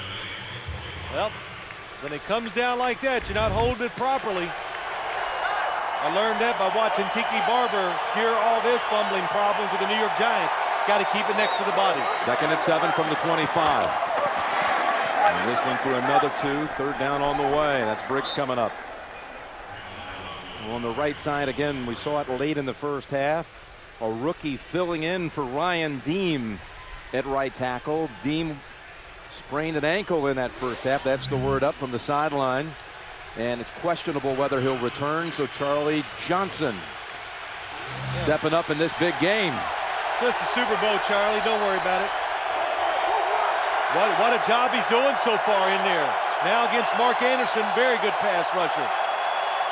Anderson had 12 sacks this year to lead all rookies. 3rd and 5, and it's again Addai. They have not figured out how to shut down that play today, and Urlacher is upset about it. Yeah, because you know what? He's going, let's get aggressive. Again, they're dropping back. Look at the defense, everybody retreating. So Peyton Manning, I like this short passing. Yeah, it's raining, the football's slick. Doesn't matter. Shoot, I can still throw those 3 and 4 yarders, maybe. It wouldn't hit me. I've seen you, I can vouch for that, partner. From the 14, first down, and Addai. Working the middle, this time for just 2, right behind Jeff Saturday, the Pro Bowl center. Who was campaigning this week to his quarterback about springing Addai for the winning touchdown. Said, hey, what about, let's call that winning touchdown the block. They got Dwight Clark with the catch. Yeah. This is the block. Well, I'll tell you what, Jim, he has been, as Peyton Manning calls him, the quarterback of the offensive line, and he just takes such pride in the running game and protecting his quarterback. Been there many years and doing an outstanding job. 2nd and 8. That's Clark in that slot to the right. And contact made. Lance Briggs offsides. You had the defense tired when they went in at halftime, this opening drive. You're just going to get them right back to where they were. Manning afraid he might not get the call. Hayden's imitating what they were doing. I think they, you know, you are not allowed to come up False start, offense, number 73. 5-yard penalty, remains second down. Freeney says it's not against Briggs, it's against Jake Scott. Yeah, Jake Scott, you're not allowed to come up and fake like the snap count is happening and make sudden movements that are not related to the game of football. And that's what Peyton Manning was doing when you saw him doing that fake step at the officials. If you're wondering, that name Jake Scott, yes, there used to be a Jake Scott who played for the Dolphins, but no relation. A Jake Scott who was Super Bowl VII MVP for the Dolphins. And this one flagged for that last one. Setting up 2nd and 13, and they get the pass away. Addai underneath the first tackler, that was Urlacher. And then Tillman comes up. Boy, good job by the defense. You know, sooner or later you got to say, well, we're tired of this, and let's come with the blitz on this side. Watch them come. Joseph Addai on the screen. It's the perfect play to have on versus the screen. Good reaction by Brian Urlacher. Quick snap by Manning on 3rd down, and Clark with the tough catch, but he's short of the first. Had to reach down to grab that one. Well, Jim, the penalty really hurt the Colts, and the blitz by the Bears defense helped them out too. 4th and 2, and they have not sent out Vinatieri. There's a challenge flag. I can't imagine what Tony Dungy is challenging. Unless he says they have 12 men on the field.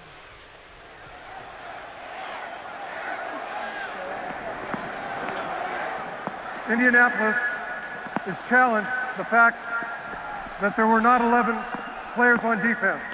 Good pickup, Phil. That's something that is reviewable. Yeah. Remember now, Manning came to the line quickly, quick snapped it on him. So they're trying to be able to get this call here. Let's check it out. Let's see if I can count them. 1, 2, that's 6, 7, 8, 9, 10, 11. I do not see anybody down at the bottom of the screen. Peyton Manning did try to get the football, the snap quickly. They do that when they catch a defense trying to make substitutions. So that was a good look at it. And Jim, it has not stopped raining. Nope, has been steady throughout. See, I think the rain is enough. And of course, it's easy for me to coach, but I'm up here. But the rain it has to hamper the quarterbacks a little. And you're doing Peyton Manning a tremendous favor by just dropping back and letting him throw it short. Allowed us to hear purple rain in a driving rain. Here we go. Now that's what they're looking for. Mark Anderson was running off the field. You saw him in the lower right, and there's another. Let's see if he gets off. Ian Scott. Looks like they might have got off, Jimmy. If not, they're within a half a yard or a yard of getting off the sideline. It looked like Anderson would have made it to the sideline in time, but I'm not sure about Ian Scott. And Lovey looking for an explanation.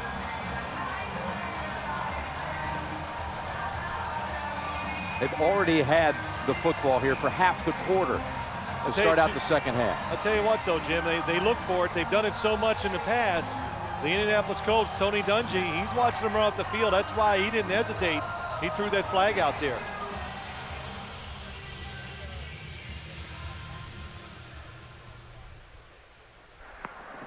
After reviewing the play, there were 11 players on the defense. Indianapolis will be charged with their first timeout.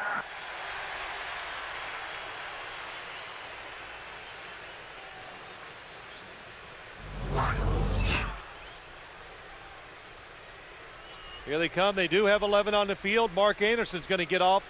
Ian Scott. Ian Scott's the one that you had to worry about. Looks like he got off.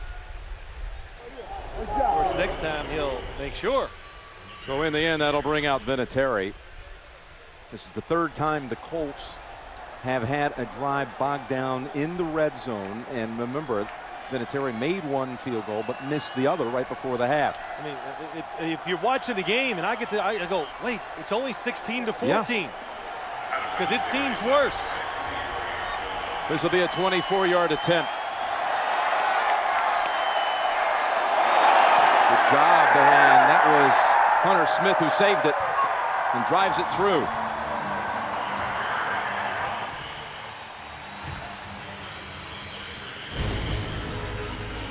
at Hunter Smith. Able to grab it, get it down, Vinatieri. No style points, but 3 points.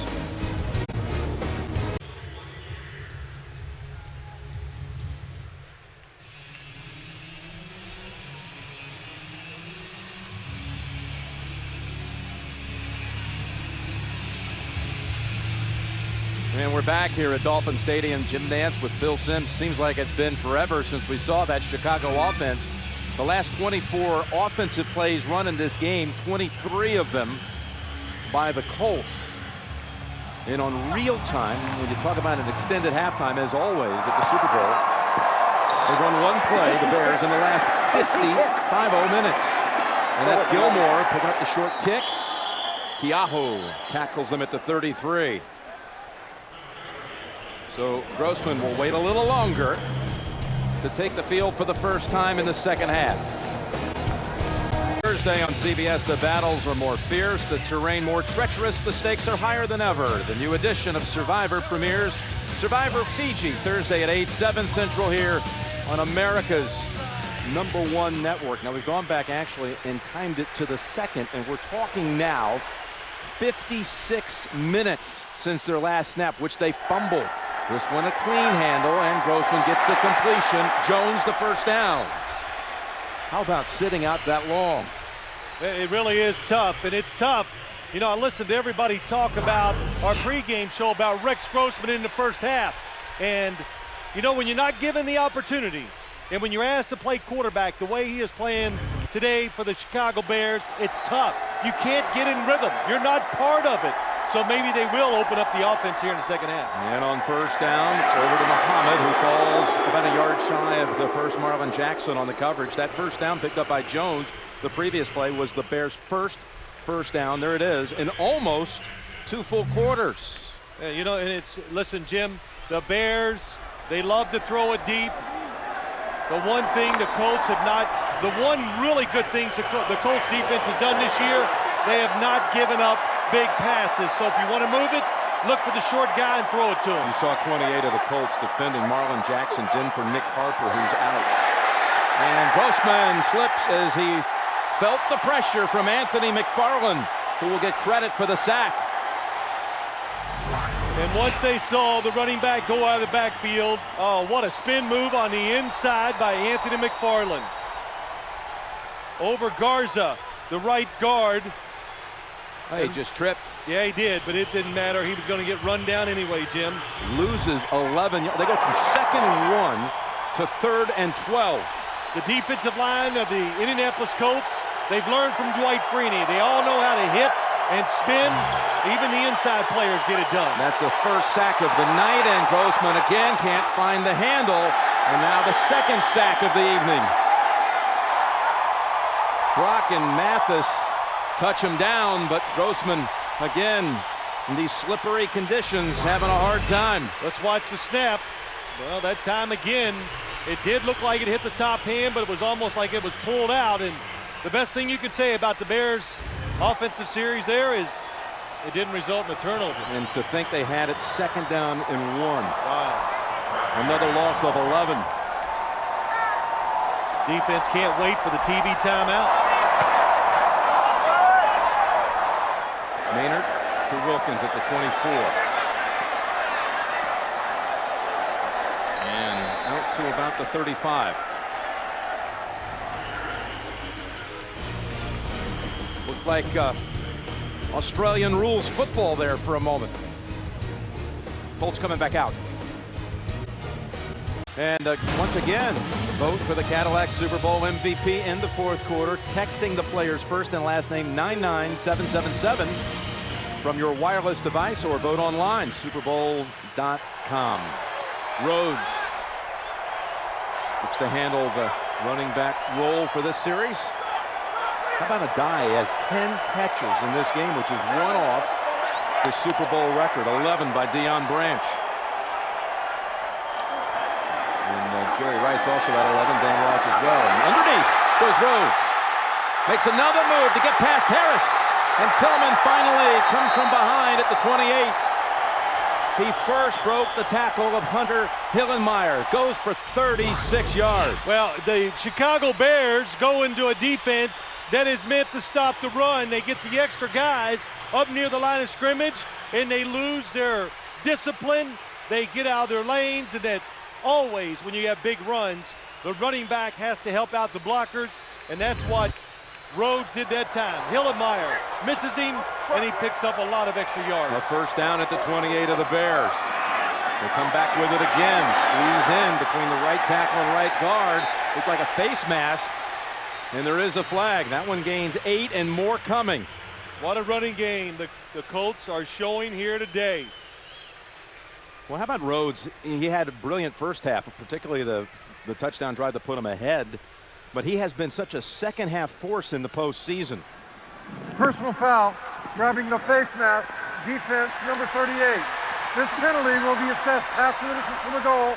Automatic first down. You know, they had started Rhodes most of the season at running back, and then they discovered going with Addai first, as you see the reach in by Danielle Manning.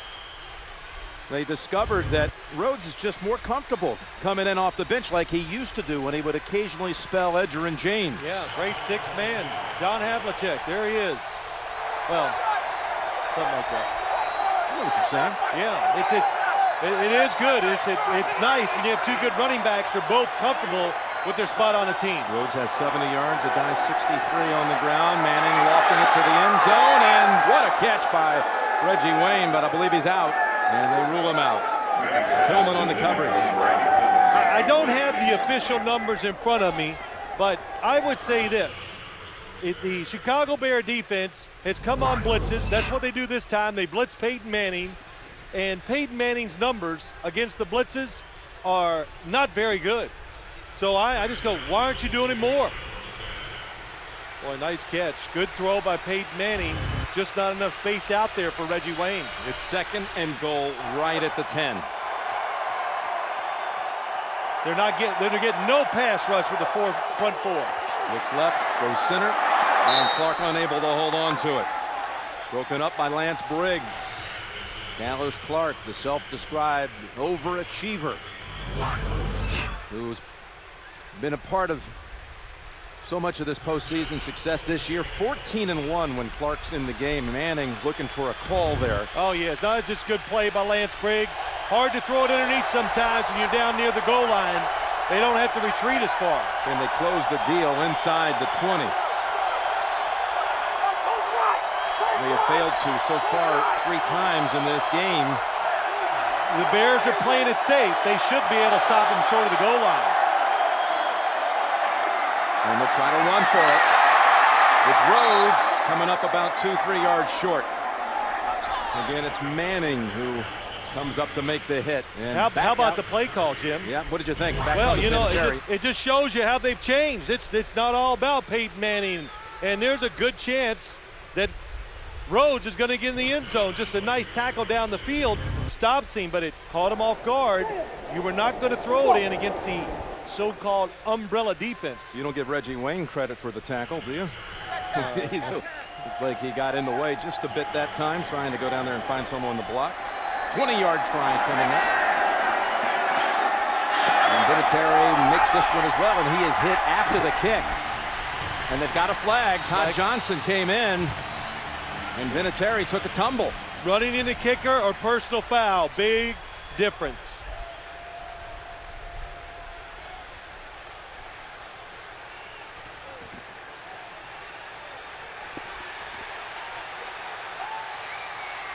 Manning wanting to hear the exact explanation. Well, it'd be half the distance, Jim, and he's going to refuse it because it's not an automatic first down. That's right. Running into the kicker, defense, this penalty has been declined. Indianapolis has accepted the field goal. Because, Jim, why it's important, if it's a 15-yard, roughing the kicker would be an automatic first down. Here it is, Vinatieri with another field goal. 8-point margin now.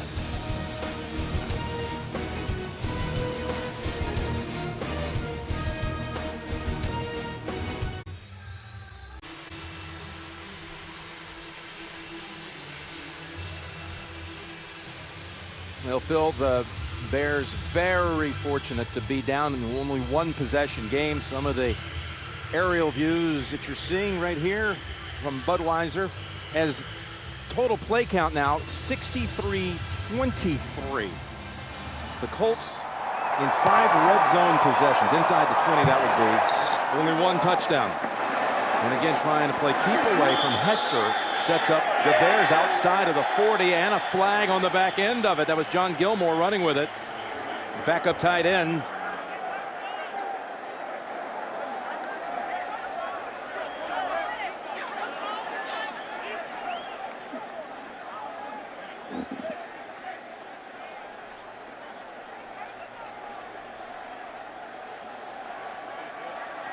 Personal foul, unnecessary roughness, kicking team number 98. Hit the runner, helmet out of bounds unnecessarily. 15-yard penalty, first down. So the kicking game or kick coverage team continues to haunt the Colts, who have given up the opening kick return for a touchdown and now set up Chicago near the 40 of Indianapolis.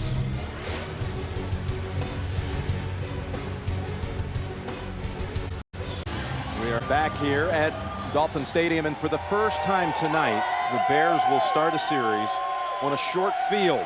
Well, on a short field, and Jim, 3 wide receivers. Time to change your plan of attack.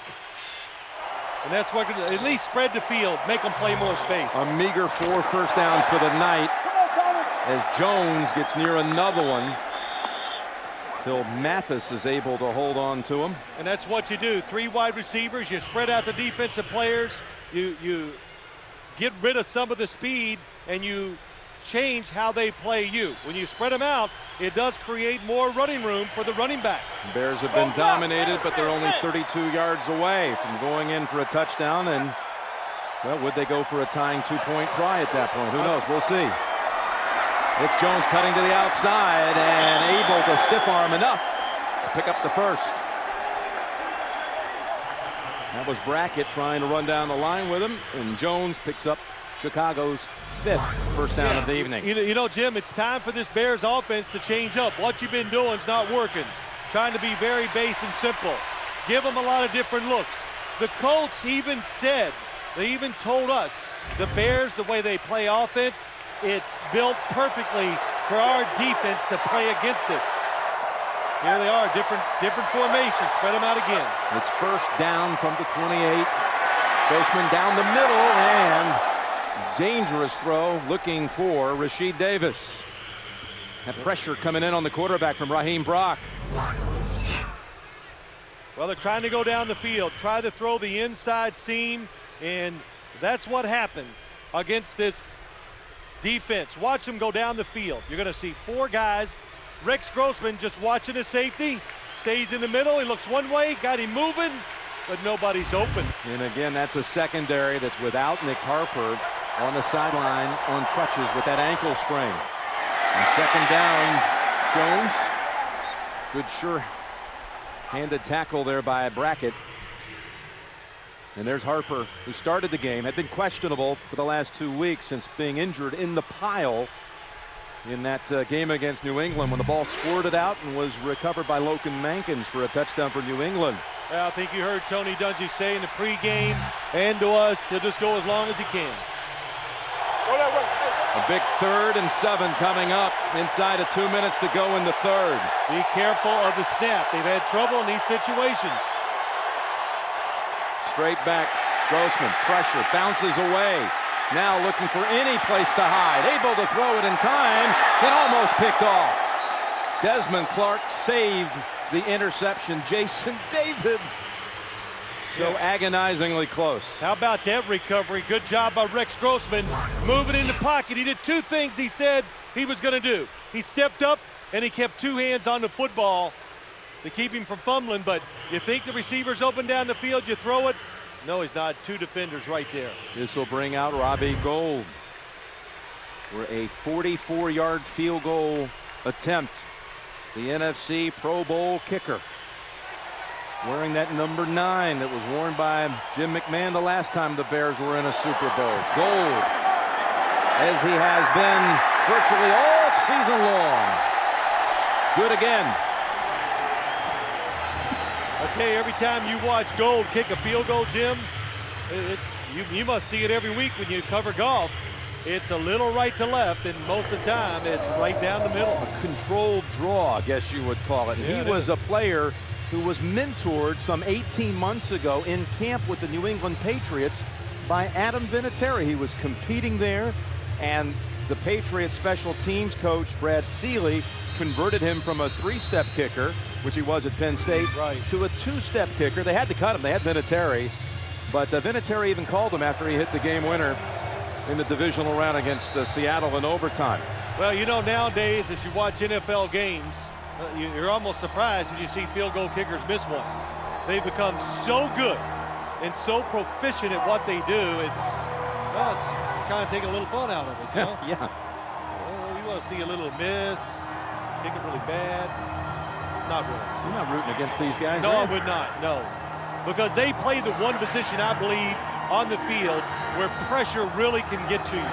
Because they get to stand there and think about it. Everybody else just reacts.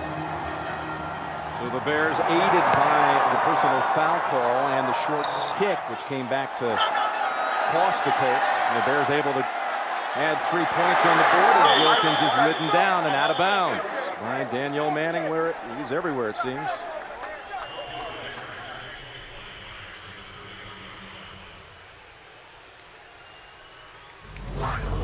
Not easy conditions for anyone, even our crew. Ooh. Oh. Yeah, that's backwards in the water. But a nod to our crew, led by our executive producers, Sean McManus and Tony Petiti. Well, you know, when the pressure's coming at you, you can't get cabin fever, can't get nervous. So I don't know who was holding that camera, but he didn't. From the 32. Rhodes. And that was doomed from the start as they, again, came busting free across that offensive line. Tank Johnson makes the tackle, and Tank Johnson, an interesting story, and even how he's able to play here, a special injunction and under team supervision down here in South Florida, able to travel out of state because of 3 previous arrests. Recently, 6 unlicensed guns and 500 rounds of ammunition found in his house. And Manning throwing it to the right sideline, and did he get the feet down? Yes, they give the catch to Harrison. No. No, a second man comes in and says no. I didn't think he had his feet down even from way up here, Jim. That time a little pressure on Peyton Manning makes him throw it safe. Are you sure about that? Well, no, I'm never sure. We'll have to look at that again. When does Marvin Harrison get control? He has it. Well, here's the thing. They've already lost one challenge in this half, costing them a timeout. Do you want to go ahead and use another one right here? They do. Yes, he does. They do. I think it's a big throw and catch. If it's overruled, you got a good chance of getting the first down, and you got a chance of just keeping control of the situation. Indianapolis is challenging the ruling on the field of an incomplete pass. It was the field judge, Jim Saraceno, who came up. Catch. Oh, boy, it's the right foot, Jim. That is close. There it is. Oh, I think it might be a catch. The foot is on the ground as it hits his hands. Let me see it again. Caught. Oh, there it is. Both of them there. Yep. That's an excellent shot. The right foot's up now, but it looked like when he had possession, as you go back here. There it is, yes. Yep. So it'll be the 3rd and 1 if they win the challenge. If they lose it, 3rd and 13, and they'd be down to 1 timeout. It's a good challenge by Tony Dungy. If you're losing and you don't like the way things are going, you might not make this challenge because you know those timeouts are more important in the 4th quarter and late. But he likes the way they're controlling the football, the game, and the way they're running it. You like their chances at 3rd and 1.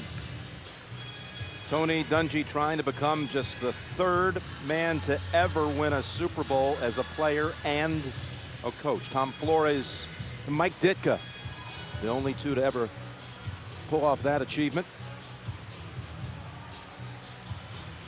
That's right. Mike Ditka. A lot of people forget about Tom Flores.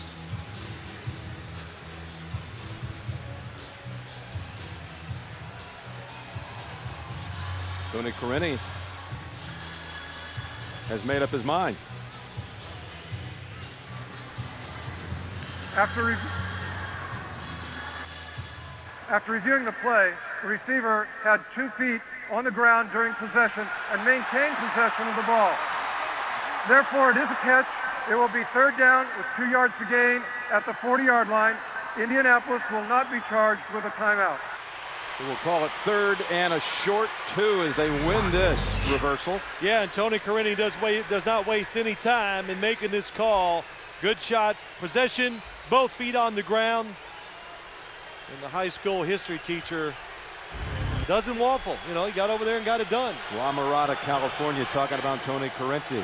Working his first Super Bowl, 5th catch by Marvin Harrison, most in his last 5 playoff games. Hasn't caught a touchdown in the last 7 playoff games. 3rd down and 2. Now, was it all worth it? Well, they do get the first, so it pays off with Reggie Wayne working on Charles Tillman. A gain of 8. Well, it was 3rd and 1, or a long one, Jim. Like you said, the Bears played run. They left Charles Tillman against Reggie Wayne, and you got to play it safe. You can't just let him run by you for a long touchdown. They pick up the first down easily. That's Wayne's first catch since his touchdown grab in the first quarter. Through 3, 22-17, Colts.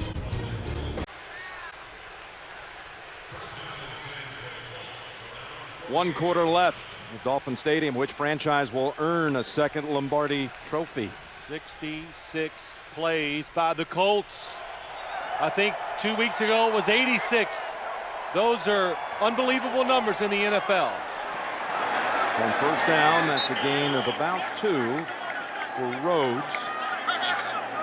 You know, Jim, you watch this Indianapolis offense, they just stand there. They don't move around. They get into the formation, and they wait for Peyton Manning to call the play. And I said it to Tom Moore, why don't you move guys around? He goes, why? The defense might change. So they want their guys to see what it's going to be, and then they just try to beat you physically. From the 50, 2nd and 8, and early movement again by Indianapolis. Offense, number 65. 5-yard penalty remains. 2nd down. And as you look at Tom Moore, you know, he's been in this league a long time, and he does have some wisdom. And I also asked him, I said, you know, Coach, you got any new plays for the Super Bowl? And he goes, well, no. If I had new plays, if they were that good, why wouldn't I put them back in the offense in October? So they just run what they run. They got a lot of plays. They mix them up. They don't need to trick you. They beat you with talent and execution. 2nd and 13, they run it. And Rhodes able to get away from a tackle for a loss and pick up the 5. They had surrendered on their 4th false start of the evening.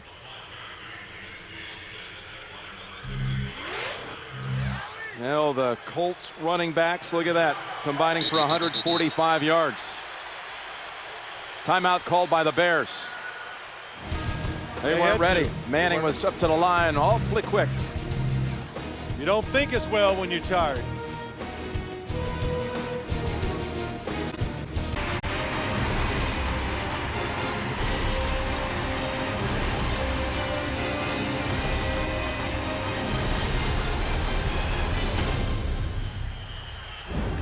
On a soggy night at the Super Bowl, a game reminiscent of a Christmas night game here between the Jets and Dolphins late in the season. In steady rain, Addai and Rhodes both in the backfield flanking their quarterback on 3rd and 8.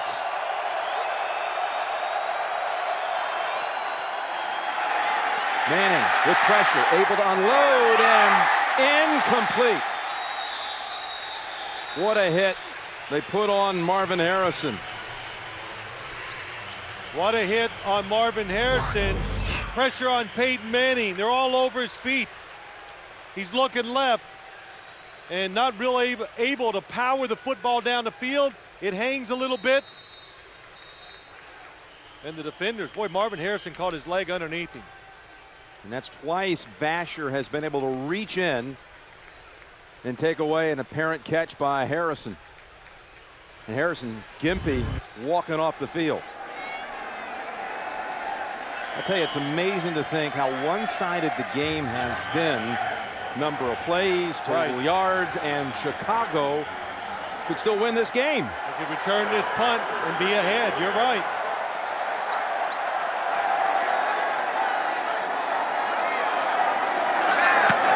Smith and to angle this one. Does a good job of that, but the ball bounces in for the touchback. Only 30 yards net.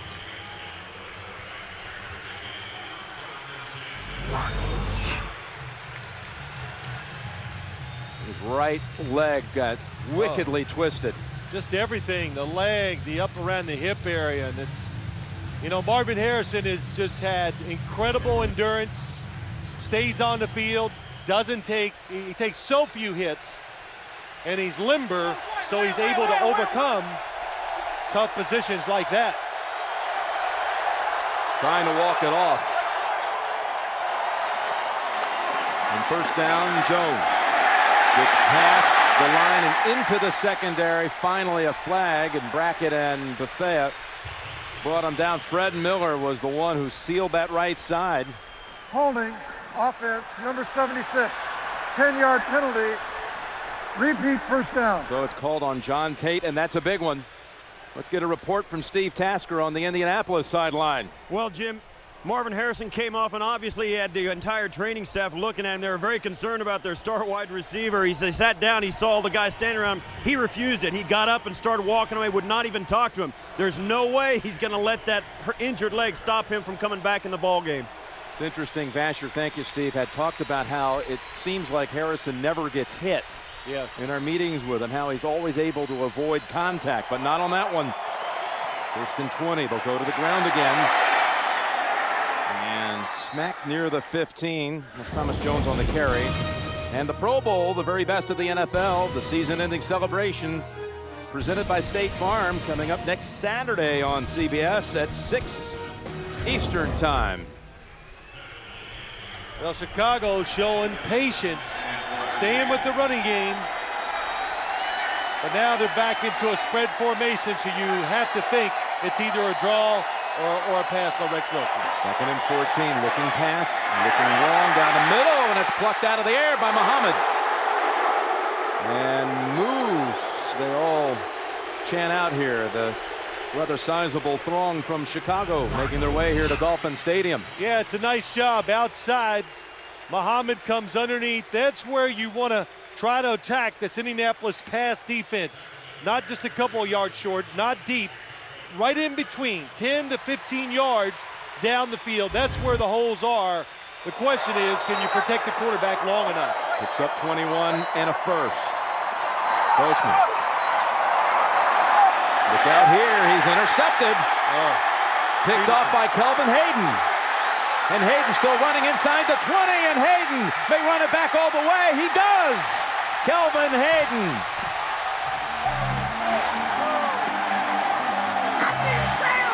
Chicago has been trying these double moves all day long, and they have not gotten close to working at any time. Rex Grossman was determined he was going to throw it. He made his mind up. There was no chance of the receiver catching that football. Hayden in the game because the starter Nick Harper re-aggravating that ankle sprain. They tested Hayden here. The offensive coordinator for the Bears, Ron Turner, coached Kelvin Hayden at Illinois. He's a Chicago area kid out of Hubbard High School. Now there could be a question, did he step out? I think his heel never came down, and there is a challenge flag on the field. Yeah, there's a couple chances, Jim. Here's one, going to be a good shot, and down the field. He's still in play. And wait, as he goes down, a couple more steps. Chicago is challenging the ruling on the field that the runner did not step out of bounds during the interception return. Well, this is one you almost have to challenge. It's a backbreaker play. Absolutely. The players are saying it. That's a good shot. It's so close. Wow. I'll let you make that call, Jim. Well, the heel But never here came we down. go. Watch there. There's another shot. He was inbounds on the second one that was right near it. It comes back to the hood. And here it is, Jim. And of course, you hear it on every NFL telecast. It has to be conclusive. Did you see anything conclusive on that first step right after the interception? My first look, I did not. But let's just first take a look at what they were trying to do outside. It's a little move. Oh, then he goes, and look at the defender. He's waiting the whole time on it. Muhammad doesn't even have a chance to be a defensive back. It came close to stepping out again near the 50. Yeah, that one was definitely in. It's the one after he makes the interception. Well, the heel never touches here, Phil. The question is the side of the foot. Boy, that is a wonderful shot, and I say no, Jim. Tell you what, all they have to do is go over there, mark the spot. He took a big chunk out of it. You're right. Go look at the divot. Honestly, you probably could. I think he's in play. I do too. Right away, all the Bear players are going, what are they making why are they so upset? They were making gestures. They wanted the play to be reviewed. Well, they're upset by the touchdown, but I meant. After reviewing the play, the runner did not step out of bounds. The ruling on the field stands. Touchdown. Well, you should Chicago will be charged with a timeout. Lovey had to make that challenge, but the special teams player, the Colts, the way they celebrate as soon as they get the announcement. The first career interception by Kelvin Hayden. How huge is this in a Super Bowl with a run back? Well, you know what, Jim? How huge has the Colts defense been? What an unlikely story to be. I'm going to be kind. They were awful for the season. They were awful. But the playoffs start, and Tony Dungy, we did many of their games, always kept saying, yeah, we're going to fix it. We can fix it. It's going to get better. And I'll go, yeah, okay. I'll believe it when I see it. Well, this is 4 games in a row. They did a lot of good things against the Patriots, even though the Patriots scored 34 points. Now, Vinatieri makes it 29-17. No team in Super Bowl history has ever come back from a margin larger than 10 points down. The Bears now trail by 12 after the play by Kelvin Hayden.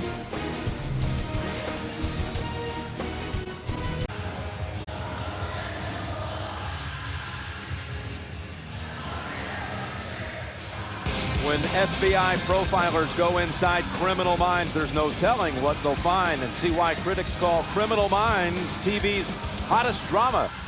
And it's tonight after the game. You know what? I might watch it. Yeah, you're going to watch it because you're in it. No, you're not supposed to tell people that. Yeah. I hear it's really, really good. Well, your acting is. The kick gets past Hester. Excellent kickoff. Boy, I tell you, that was well judged by Vinatieri. You know, Jim, what you want to do to any football team, you want to make them play a game that they're not great at. The Chicago Bears, they're not a terrific come-from-behind team. Young quarterback, they don't do a lot, or they don't have a vast array of passing plays, but there's 11:44 to go. You're down 2 scores. You can still run the football. So you don't panic here and just throw it every down. 4 turnovers committed. That was the 5th pass by Grossman this year, return for a touchdown. And they come out running. Stepping out is Jones. Again, they don't have the 2-back option here after Benson went down in the first half. Benson had 2 handles, fumbled his first, and then hurt a knee on the second one. You know, it's a shame Cedric Benson is not in there, but does it matter? They haven't been on the field. I doubt it. They haven't got Thomas Jones tired yet. You know, something the Colts anticipate so much in the defensive line. I think they're pretty easy to draw off sides. The Bears haven't tried that yet tonight. McKee, the only one in the backfield. Grossman looking for him, coming up to try to make the tackle. Was Brackett. Actually, Cato June, he got by him, and then Jason David finished him off. 3rd down already on the way, 3rd and 3. It's going to be, if the Colts can hang in there and win the game, one of the big stories will be not only Peyton Manning winning his first Super Bowl, but the defense, what they've done here in the postseason. It is remarkable, though. It is remarkable. It's never been done in the NFL. The worst team in the league against a run has a chance to win the Super Bowl. And giving up exactly 100 yards less per game in the playoffs on the ground. That's Desmond Clark with the catch. That one goes for 11 and the first down. Yeah, and the Colts are they're gonna make the Bears methodically march it down the field. And our pregame guys, Shannon Sharp, Boomer Esiason, Dan Marino, when you play the Colts, you just got to pick up some third downs. So getting Rex Grossman in the groove a little bit, he should play better now. Play action fake and airing it out deep. Looking for Berrien, and he's intercepted by Bob Sanders. Boy, did he close in a hurry. Sanders racing down that sideline and ducks under at the 40 of Chicago. You thought they were going to be able to get to Bernard Berrien. No, they had him, Jim. He was there. The ball hung. Rex Grossman, it must have just came out of his hand a little funny. It's open. He can drive it in there for a huge play. And a flag, as you see on the back end of it. Bob Sanders, and when you talk about that defense, we saw Ron Meeks, their coordinator, just before that snap. And we had seen these Colts in the regular season finale. Meeks was convinced that once they had Sanders back for the postseason, there'd be a different chemistry, a different personality to this bunch. And boy, has he made a difference. Fouls against both teams after the conclusion of the play. Personal foul, unnecessary roughness, number 42 against Indianapolis. Personal foul, unnecessary roughness, number 69 against Chicago. By rule, these penalties will offset. It'll be Indianapolis' ball at the dead ball spot, first down. Here we go. We got Bernard Berrien going across the field. He's in the slot. He's open. Throw it way over there. But the ball, it hung up in the air, and it was up the field. He's got Sanders beat. See it, Jim? It was good closing, but the football hung in the air, and it was thrown about 10 yards short on the inside of the field instead of outside. From the 41, Addai hops left, goes middle, has a first down. And just make sure he holds on to it. Double clutching as Brian Fletcher threw a big block for him, gaining 12. So Grossman picked 2 of his last 4 throws. And we're inside of 10 minutes to go. I tell you, it's hard to get open receivers deep down the field against Indianapolis. When you do, they're so tough on offense. There's so many factors. You've got to be very precise. Rex Grossman, 2 throws that got away from him, not well thrown, and they both result in interceptions. From the 29 and a first down. Manning going down the field for Harrison, who is in fact back in there, and he's pointing at Vasher, but to no avail. Well, he's pointing at him saying, "You had me. I was covered." Nathan Vasher. You know, overall tonight, I said to you early in the game, what did I say? Nobody I talked to thought the Chicago corners could cover the wide receivers for the Indianapolis Colts. And I think overall they've done a pretty good job, especially when they've been asked to, when the defense is blitzed. What's hurt them is all the short throws to the running back, tight end, and whoever else. Yeah, those little duck throws, the 10 throws. And the run game. To Addai. Second down and 10, and Manning called a timeout before the snap. Well, the Colts have one remaining with 9:03 to go in Chicago territory again. Well, Rex Grossman, he's had to live with this criticism all season long, and he's going to be hearing it after this one, I'm afraid. A couple of picks here in the 4th quarter. This one run back for a touchdown. 2 big ones, Jim. One he shouldn't have thrown, and the other one where the guy is open and he's off target with it about 10 yards. But they're only down 12. Second down and 10. And again, the Colts at the 29 of Chicago. Grossman's thrown for only 92 yards in this game. And now Manning's in trouble, and they wrap him up at the 38. That's Mark Anderson and Tank Johnson. Yeah, it is. It's pressure. We talked about it from the start. They want to get up the field, really pressure Peyton Manning, and stop the running game, and we have not seen enough of this today by the Chicago Bear defensive line. Overall, the offensive line of the Colts is winning the battle big time. First sack of Manning in this game. But it took them out of field goal range, and the best the Colts probably can hope for is to get a field goal try now. They run it, and the Bears are wise to it. Ian Scott, Ogunleya. Well, Peyton Manning's upset by the call, and they're playing a style of football they're not accustomed to. And that's very careful, conservative field position at all times, and instead of trying to score here, I think they'll punt it and put the pressure back on Chicago's offense. And that field goal unit of the Colts has been a little shaky itself today with the snaps and the holds. Devin Hester. Smith, I'm sure, has been instructed to do anything you can. And here's a flag thrown from the back judge.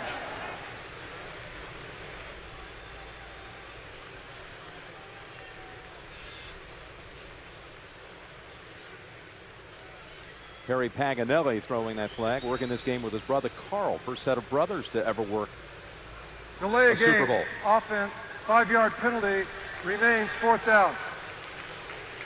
Well, Hunter Smith has pinned him one time already in this game, inside the 10, back down at the 5 in that first half. Yeah, watch how he kicks it, Jim. He kicks it with the football just perfectly straight up and down. It makes it rotate like a kickoff. Again, there's never been a punt return for a touchdown in Super Bowl history. And Hester won't have a chance to run this one either. Well done by Hunter Smith. And Hester makes the fair catch at the 8. Kelvin Hayden, the kid who grew up in Chicago, Hubbard High School, runs it back for the touchdown. Some of our camera coverage tonight provided by Budweiser as the Bears are pinned back at the 8-yard line with 7.5 minutes remaining in this one. Grossman 11 of 17, picked twice in this quarter.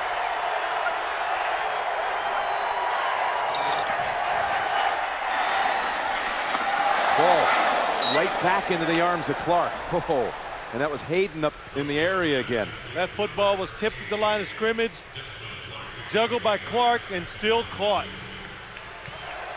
Picks up 8. Grossman on the run, has an open man, and it's Clark again. Dwight Freeney was running after him. They're so fast on defense, this Colts team, and the way they play, you throw it short, it's hard to catch it and pick up extra 5 and 10 yards. Everybody's looking at you. Well, they pick up the first. Grossman steps up. Third straight play, Desmond Clark with the catch. It's Howard Mudd, the offensive line coach, and another one of these coaches on the Dungy staff. They've been so consistent together for so long. Mudd at one time played for the Chicago Bears and blocked for Gale Sayers. As you see Jones sprinting free out to the 46-yard line. That might be the easiest way to get a big play against this Colts defense, is to catch them thinking pass and run the football. But Jim, still plenty of time, only down 12 points. Jones has a 100-yard game, first 100-yard rusher of the postseason against the Colts. And that falls incomplete. 4 backup defensive linemen in there right now for the Indianapolis Colts. What do you think Peyton Manning's thinking? Just give me the ball back one more time, I'm sure is what he's thinking, and we'll close the door. Well, he's in unfamiliar territory. There's a forward defensive lineman in there that he could sit on the bench now and have a lot of faith in his defense. You see Josh Thomas on that defensive front for Indianapolis. Grossman, this time he dumps it, and it's Jones. Hayden coming up on the tackle, holds him to a 2-yard gain. You know, Jim, there's a good illustration of the difference in the teams. Peyton Manning was throwing those passes, and they're getting 8 and 10 yards. Rex Grossman throws it short, they get 1. 3 catches for Jones. 100-yard running game for Jones. 5.5 to play. They're going right back to him. Snares it, but pays for it as Marvin Jackson comes up and is injured. Well, they got to go for it now on 4th down. Marvin Jackson, who ended the Patriot hopes in the AFC Championship game with that last-minute interception.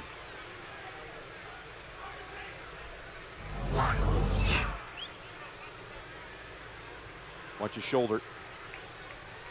Oh, got his arm pinned back over the top.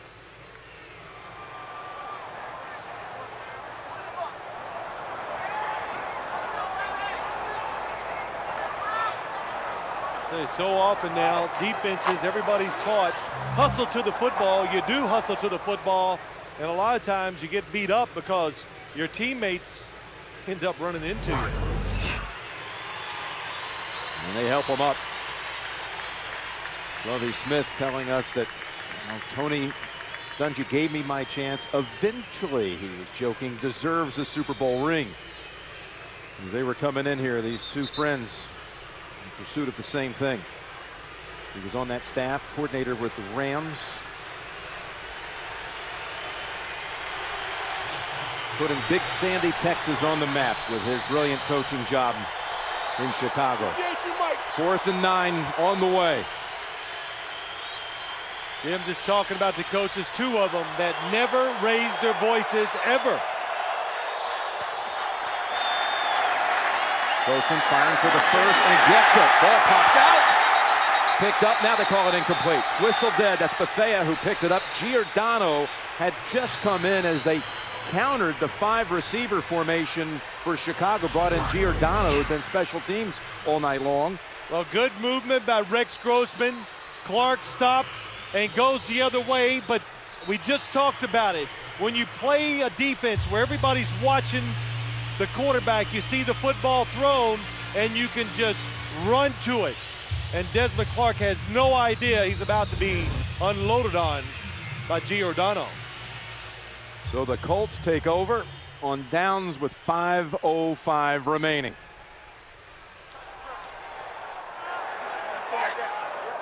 The Bears, their chance to win the game was run the football very well. They did not do that today. Don't forget they had the ball in this quarter, down 5, 22-17, when Hayden made the pick and a run back. Rhodes trying to slice through a little crease, but it's closed down in a hurry by Tillman. Stay tuned for the Cadillac Super Bowl Today postgame show. Cadillac, the official vehicle of Super Bowl 41. Yeah, I guess here in a minute, I was given the honor to vote on the most valuable player. You have the only vote? Well, no, there's a bunch of them. Okay, Yeah, that made it sound. Did I make it sound like yeah, it was you me? did. You know, I guess you know when you think that way, when you've in fact won one yourself. Anyhow, I would have given it to fans you. get 1 out of 5 votes. Again, you could still vote on that CBS Sports line. It's Rhodes running free and 1st down. How impressive is that? Always the sign of a team that can really run the football. We all know the Colts are going to run it. And look at the blocking up front. The defensive players for the Bears, they are just stuck to the offensive lineman of the Colts. Brian Urlacher cannot get away from Jake Scott. Jeff Saturday threw a huge block. Look at Jake Scott, 73, gets a hold of him, pushes him back. Nothing he can do. The rookie Charlie Johnson doing a fine job subbing most of the way for Ryan Deem. And that's worth a couple of minutes on the clock. And now it's just a gain of a yard. You know, Jim, 2 things. The defense of the Colts, what they've done in the playoffs. How about the running game so far in the playoffs, what they've done? Well, you know, 99 yards in this one for Dominique Rhodes. And last week, when it came down to winning the game, to see who was going to come here and play the Bears, what'd they do? They ran it in the biggest spot of all. What a 1-2 punch. The 99 by Rhodes, the 10 catches by Addai. Maybe you have a vote. Can you make them co-MVPs, or do you give it to the execution by the quarterback in this game in really miserable conditions? Rhodes has his 100-yard game to answer to Thomas Jones' 100-yard performance. See, I got to tell you the truth. Sixth career 100-yard game. How about this? His first since 2001, and it comes in the Super Bowl with a touchdown to boot.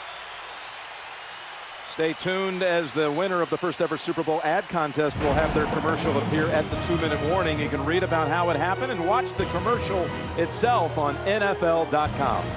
That would have been a really good idea to give them co-MVPs. It really would, Jim. Both running backs, between the catches and the yards gained rushing. One more snap before the 2-minute warning. And a flag thrown. It'll be another play. For the past Super Bowl MVPs at Dolphin Stadium: Jerry Rice, Steve Young, John Elway. Some good names. Holding call against Indianapolis.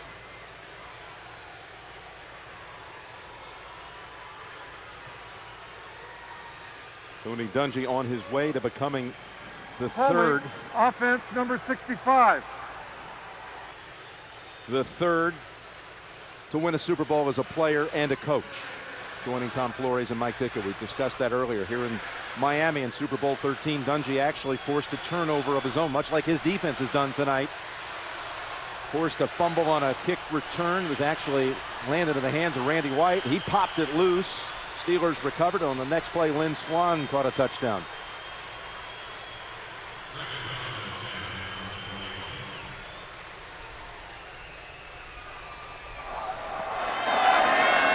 Straight ahead with Rhodes inside the 20. And the 2-minute warning.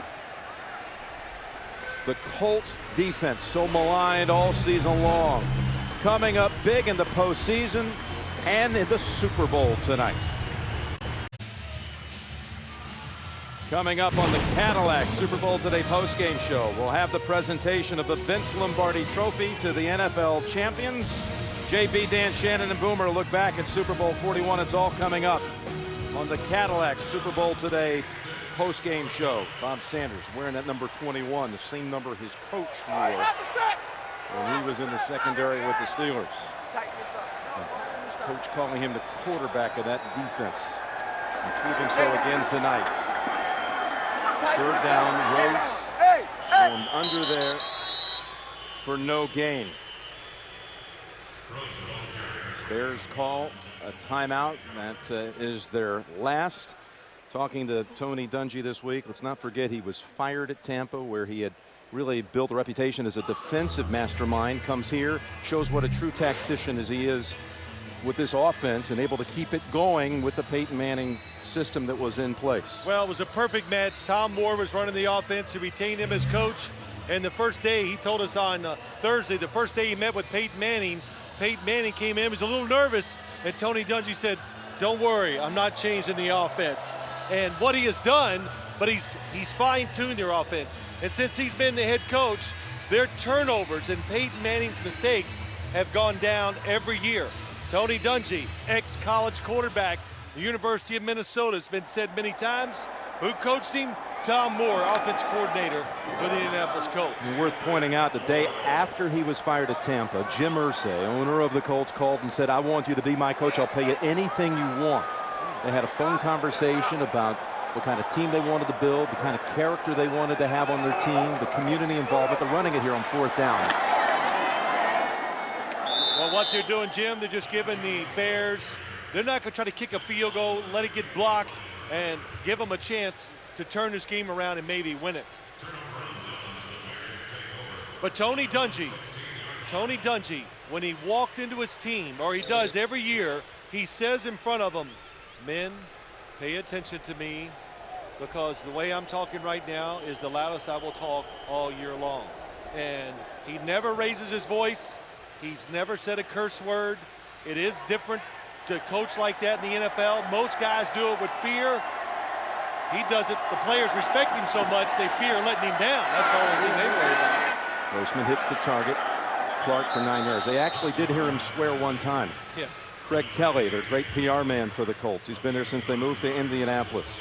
One time was giving Tony a list of media requests. Tony said he would appear on the Best Damn Sports Show. And at that point, Craig looked at him and said, "You realize what you just said?" And Tony said, "I'll never say it again." That's it. Only time he's ever heard him say a word. So that's, well, that tells you there's a lot of ways to do it. Lovie Smith and Tony Dungy's way. It's got to be what you're about to make it work. There is a flag down back in the area of offensive holding as they dump it off to Thomas Jones.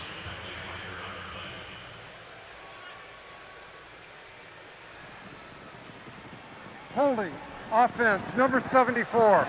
10-yard penalty, repeat, first. You know, here is the career Tony Dungy. Best winning percentage of all active coaches. It's actually 60-20 in regular season games at Indy, winning 3 out of every 4 games. And before this year had led teams twice to the doorstep of the Super Bowl, losing in conference championship games, pulling off the 18-point comeback against New England. 8 down tonight in this one. And again, without timeouts, Berrien in the middle of the field. One thing Dungy really wanted to have expressed, if given the chance, again, about that relationship he has with the owner, as Grossman's going to run it here. And again, without timeouts, it picks up 9 yards. He thought one of the great gestures, here comes the bucket. I think he knows it. Oh, the second one got him too. Yeah, a little double barrel effort.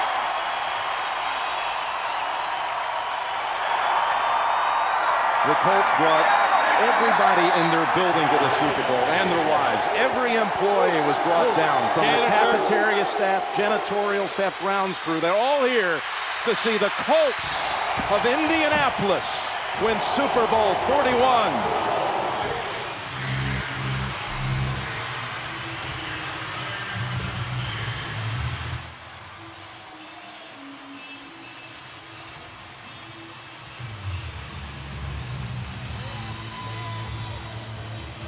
There it is.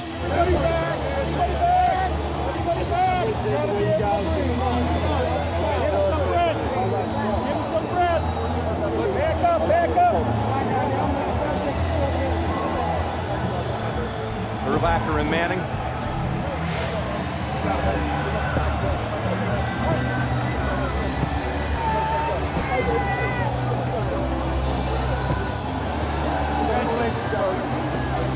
Dungy, we asked him about the fact that he had the chance to be the first African-American coach to win the Super Bowl and to hold the Lombardi Trophy, and he said, you know, in your heart of hearts, I know I wasn't the first with the ability. With the ability, that's right.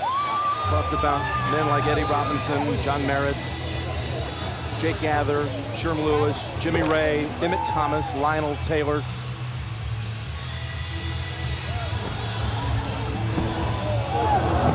Well, Jim, Tony Dungy, he represents himself so well. The NFL, coaches, players, the way he handles himself, it's been a lot of fun doing games. He's very honest with us. And Peyton Manning also.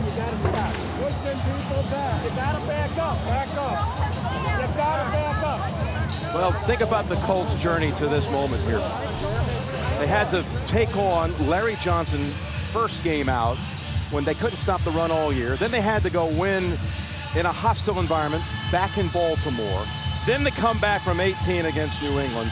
Then tonight in the rain for a dome team, and to give up an opening kickoff return touchdown. They overcome it all. The Cadillac post-game show is coming up. Criminal Minds to follow after that. Peyton Manning has a ring on the way. Indianapolis tonight wins Super Bowl 41. all-time winningest coach in NFL history and coach of the two-time Super Bowl champion Miami Dolphins, Don Shula, and the Vince Lombardi Trophy.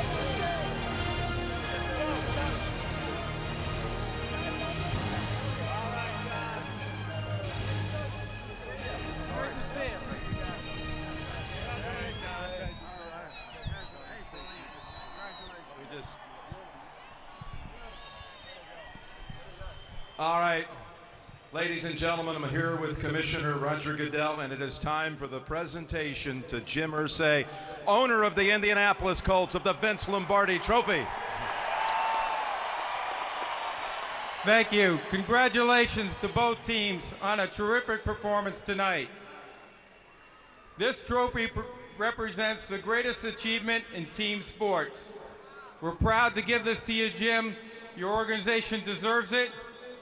Congratulations to you, Tony, and the rest of your organization. You're great fans. Thank you, Roger. Thank you, Roger.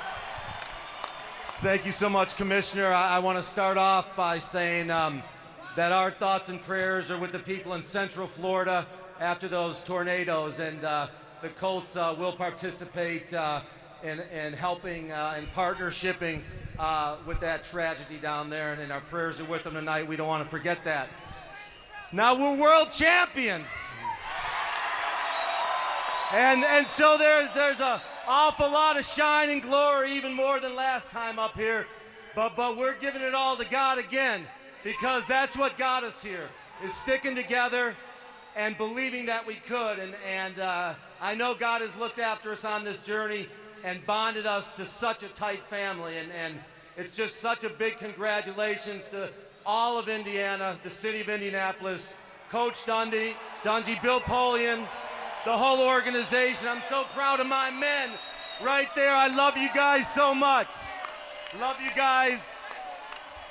And I'm going to hand this to Tony Dungy. World champions, Indianapolis Colts. Yes.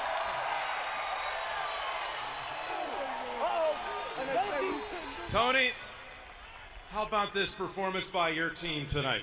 I'm so proud of our guys. You know, we took the hit early with Devin, Hester, but we talked about it. We said there's going to be a storm. We said the Lord doesn't always bring you directly through. Sometimes you got to work for it. And our guys just hung tough and played so hard. And I just can't tell you how proud I am of our group, our organization, and our city right now. This is one of those moments, Tony, where there is also social significance in this victory, and to have your hands on the Vince Lombardi Trophy, tell me what this means to you right now.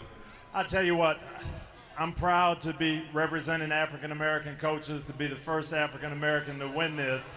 That means an awful lot to our country. But again, more than anything, I said it before, Lovie Smith and I, not only the first two African-Americans, but Christian coaches, showing that you can win, doing it the Lord's way. We're more proud of that. Tony, congratulations, and I know you would love to hand that off to Peyton Manning right now.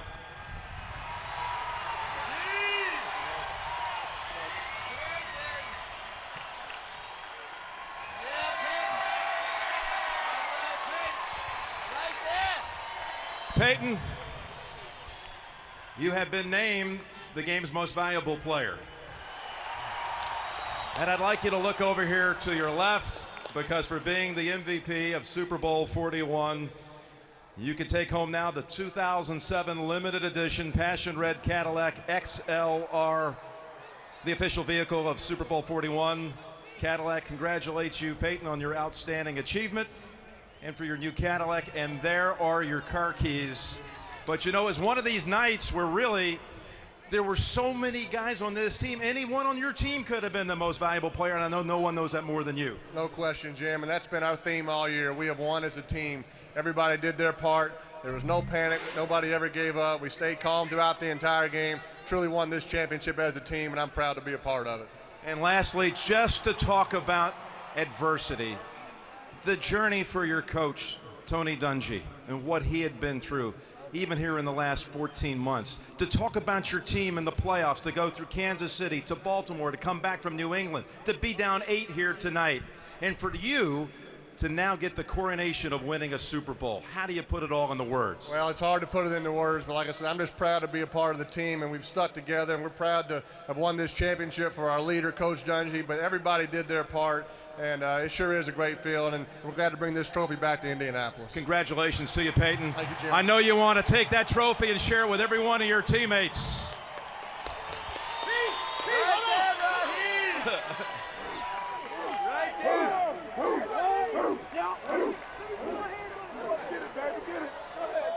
It's coming back up to Bob Sanders.